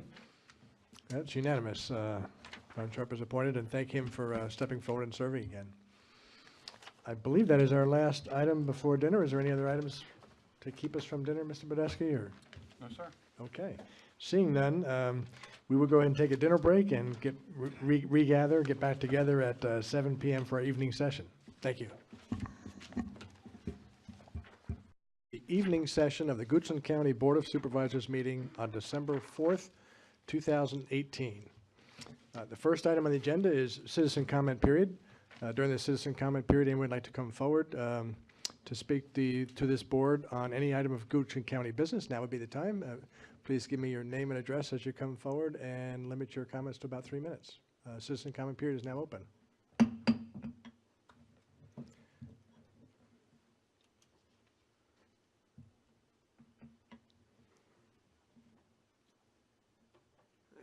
Good evening, Mr. Chairman, Mr. Badesky, members of the board. Somewhere I've heard 7 minutes is a magic number. But, Don't know where you got that number from. That being said, I am running my stopwatch here, so so I'm not sure if I'm going to help somebody win a bet or lose it. You're not required to use the entire 3 minutes either. You've counseled me on that numerous times. Yeah. Mr. Chairman. I am a slow learner. My name is Jonathan Lau, and I live at 1521 Mannequin Road, and I am here in a semi-capacity as a director for the Monacan Soil and Conservation District, Soil and Water Conservation District. The statewide conference is actually still going on at this moment in Roanoke in the annual conference, and there was a lot of information that was shared there that you will get and staff will get the benefit of.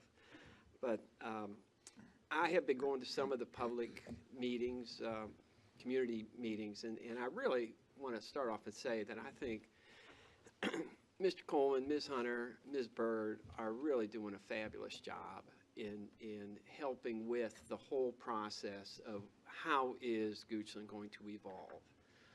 I've heard numerous times the goal of keeping 85% of the county in open space, which is a little bit of amorphous definition as to what is open space, but I certainly appreciate the effort that they put in to get community feedback. And if my unofficial or unscientific read is that most folks are very concerned about the rate of growth that seems to have taken off in the last 18, 24 months, that there's a little bit, whoa, you know, let's maybe push the pause button for a second. That notwithstanding, I guess it's been about 7 years that I've been privileged to work with the Monacan Soil and Water Conservation District. And it kind of gave me the pause of where were we, where are we now, and where are we trying to go? And where we were, and I will not forget Mr. Creasy's comments to me when I started coming to meetings. He said, well, you know, we really haven't had someone like you show up at these meetings before. So I think in some respects, the Monacan staff and our mission statement was a bit of a curiosity, or maybe not as clearly defined. We were receiving some, what I'll call baseline assistance, financial support from the county, and that's been appreciated and was then. But where we are now is, I think, again, to credit to this board and particularly to Ms. Byrd, is that we've got much more robust communication and conversations going on. And I know from our staff, we appreciate that. And so where are we going to go? And what I heard in Roanoke is that the water improvement program that the EPA is putting down, WIP 3, I think the new buzzword is not paradigm shift now, it's heavy lift. Everybody says it's going to be a heavy lift to get to something. But by 2025, there are some bogeys that we have to hit. The bad news is these bogeys are all model created, and so the model is as good as what goes in, and when you drill down as to where'd you get the data that goes into the model, people start not having answers. That notwithstanding, we're still going to have to hit some numbers.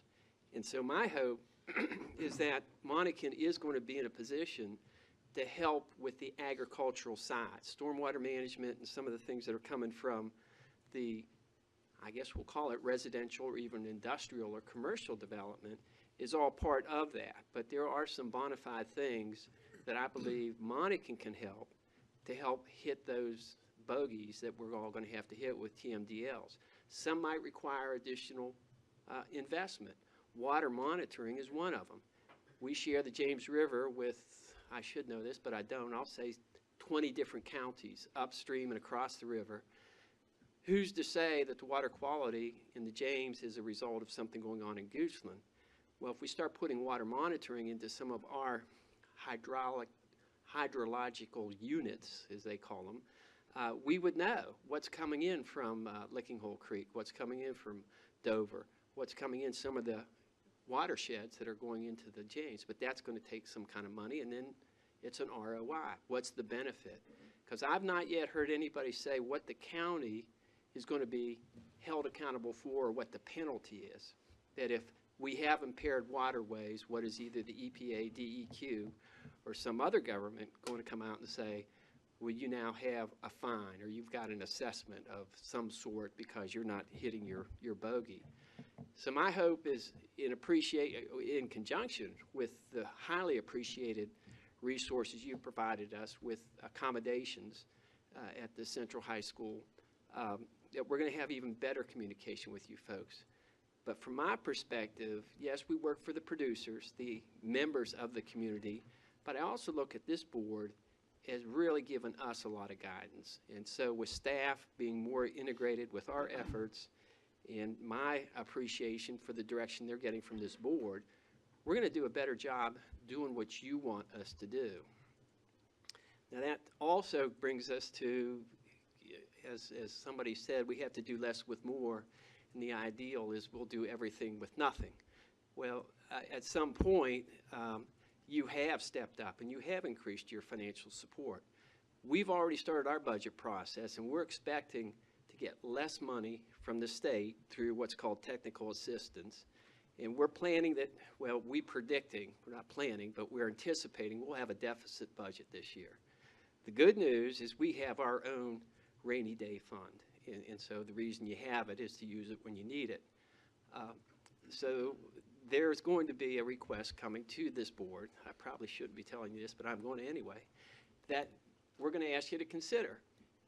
It won't be the same as this year, but it won't be a whole lot more than next year. And not even beating around the bush, it'll be a $2,000 increase in our ask.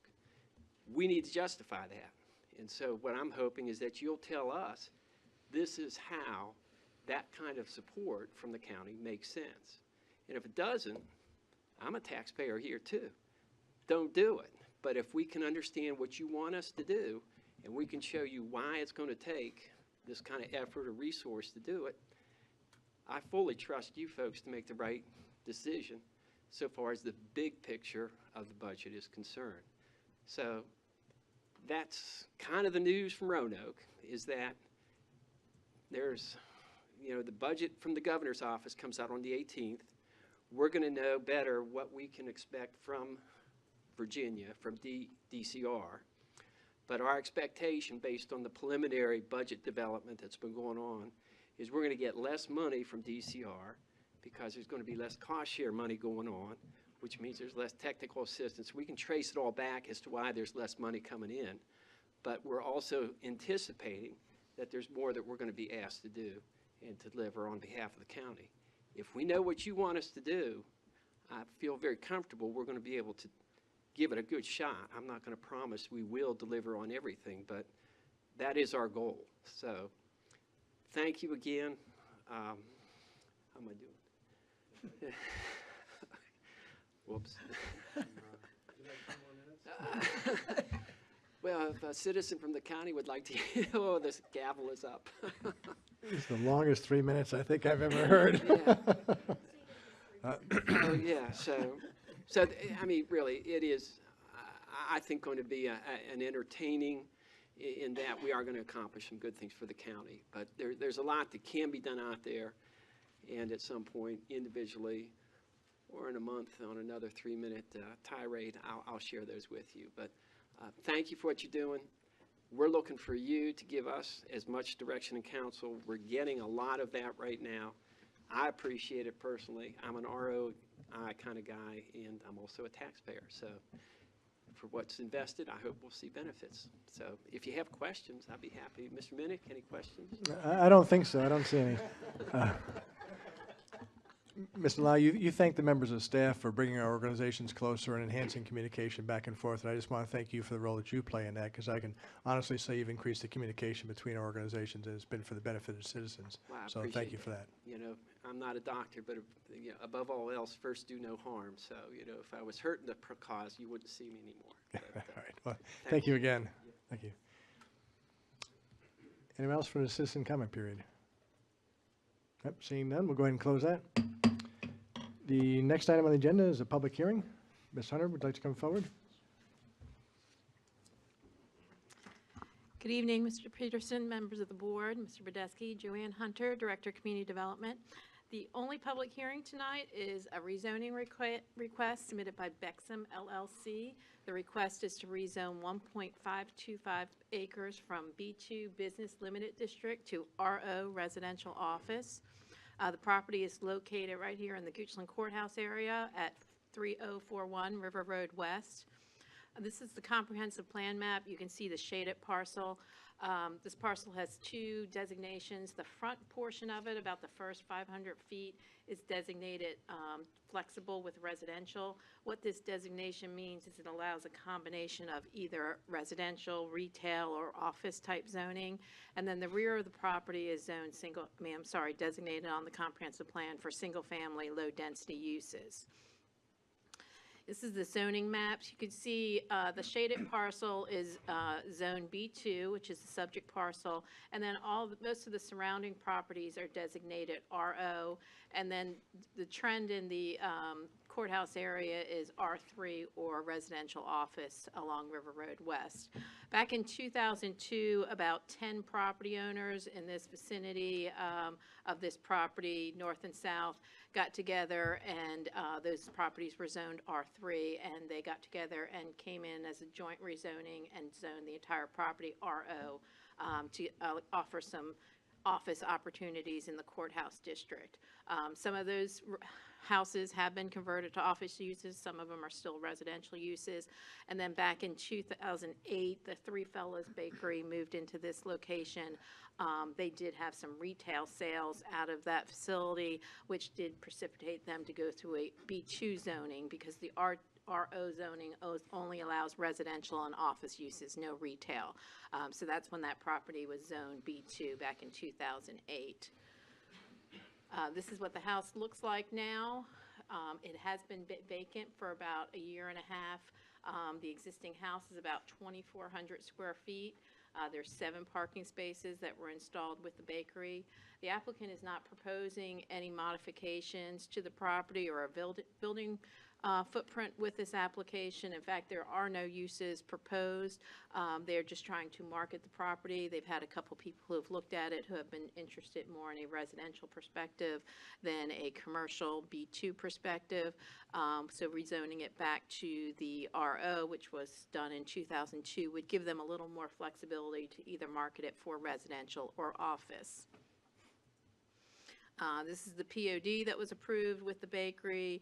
Many of the proffers that went along with that 2008 case in terms of access to the site and landscaping were all installed when the building permit was issued for the bakery, so it is in compliance. This request, because it's going from a B2 to a much significantly less dense rezoning category. There are no proffers that are being proposed, and all of the 10 properties to the north and south are zoned RO with no proffer, so it would make it similar to what its adjoining properties are. There was a community meeting held on October 1st. Staff and Mr. Lumpkins attended the meeting. No citizens attended that meeting. At the Planning Commission meeting last month, no one spoke during the public hearing, and the Planning Commission did approve the request at a 4-0 vote. There was 1 member absent. So I'd be happy to answer any questions. Any questions for Ms. Hunter? Seeing none, thank you for that. Is the applicant here this evening? Would the applicant like to come forward and make any additional comments? There's no requirement to. You're free to come forward if you'd like. Okay. Okay, thank you. Okay, at this point, Mr. Peterson, do the we need to application come is to the filed by Bexham LLC, so it might be helpful just to have the gentleman. read it into the record? Just to give his name, so we Sure. know which Sir, representative. if you wouldn't mind just coming forward, and there are folks listening at home through the internet and without you at the microphone, and then we also, for a matter of public record, so if you just please give us your name and address, that'd be great. My name is Mark Hayward. I'm the sole proprietor of Bexham LLC, which currently its assets are the building and lot under consideration. As was stated, the main reason I'm making this request is we have had interest in the property. It's been on the market well over a year and a half. But the problem is zoning commercial requires getting 20% down for a buyer. And that's been a big stumbling block for people that were interested in the property. We've had, most of the interest that we've had have either been using the building as a residence or in some cases incorporating some office use. So I think the rezoning would be entirely appropriate and reach the kind of customers that have expressed interest. Again, thank you for your consideration. Okay, great. Thank you for reading that into the record. Okay, I'll go ahead and open up a public hearing. Anyone who would like to come forward and speak in favor or in opposition or give comments, now would be the time.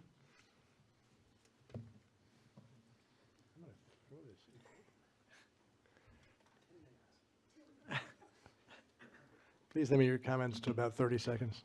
Or, I mean 3 minutes. That was a mistake. It's 3 minutes. I understand. Or 10 minutes, depending on who's keeping the stopwatch.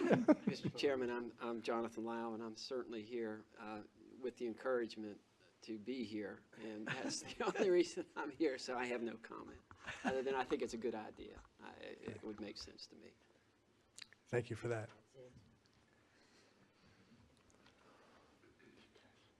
I've lost control of this board. Anyone else like to come forward at this time? Seeing none, we'll go ahead and close the public hearing. Board, any additional discussion? I hate to ask. Mr. Chairman, I move that we approve the application filed by Bexham LLC requesting a rezoning reclassification of the property, 1.525 acres, from B2 to RO, 3041 River Road West. Okay, it's been moved to approve. Do we have a second? Second? All right, it's moved and seconded. Mr. Badesky, roll call vote, please. Mr. Minnick? Yes. Ms. Lachelet? Yes. Mr. Alvarez? Yes. Mr. Lumpkin? Yes. Mr. Peterson? Yes. It's unanimous. You have your approval. Congratulations and good luck. Is there any other business to come before this board? Seeing none, this board will adjourn until Wednesday, January 2nd, 2019, at 3 p.m. for its regularly scheduled meeting. Thank you and travel safe going home.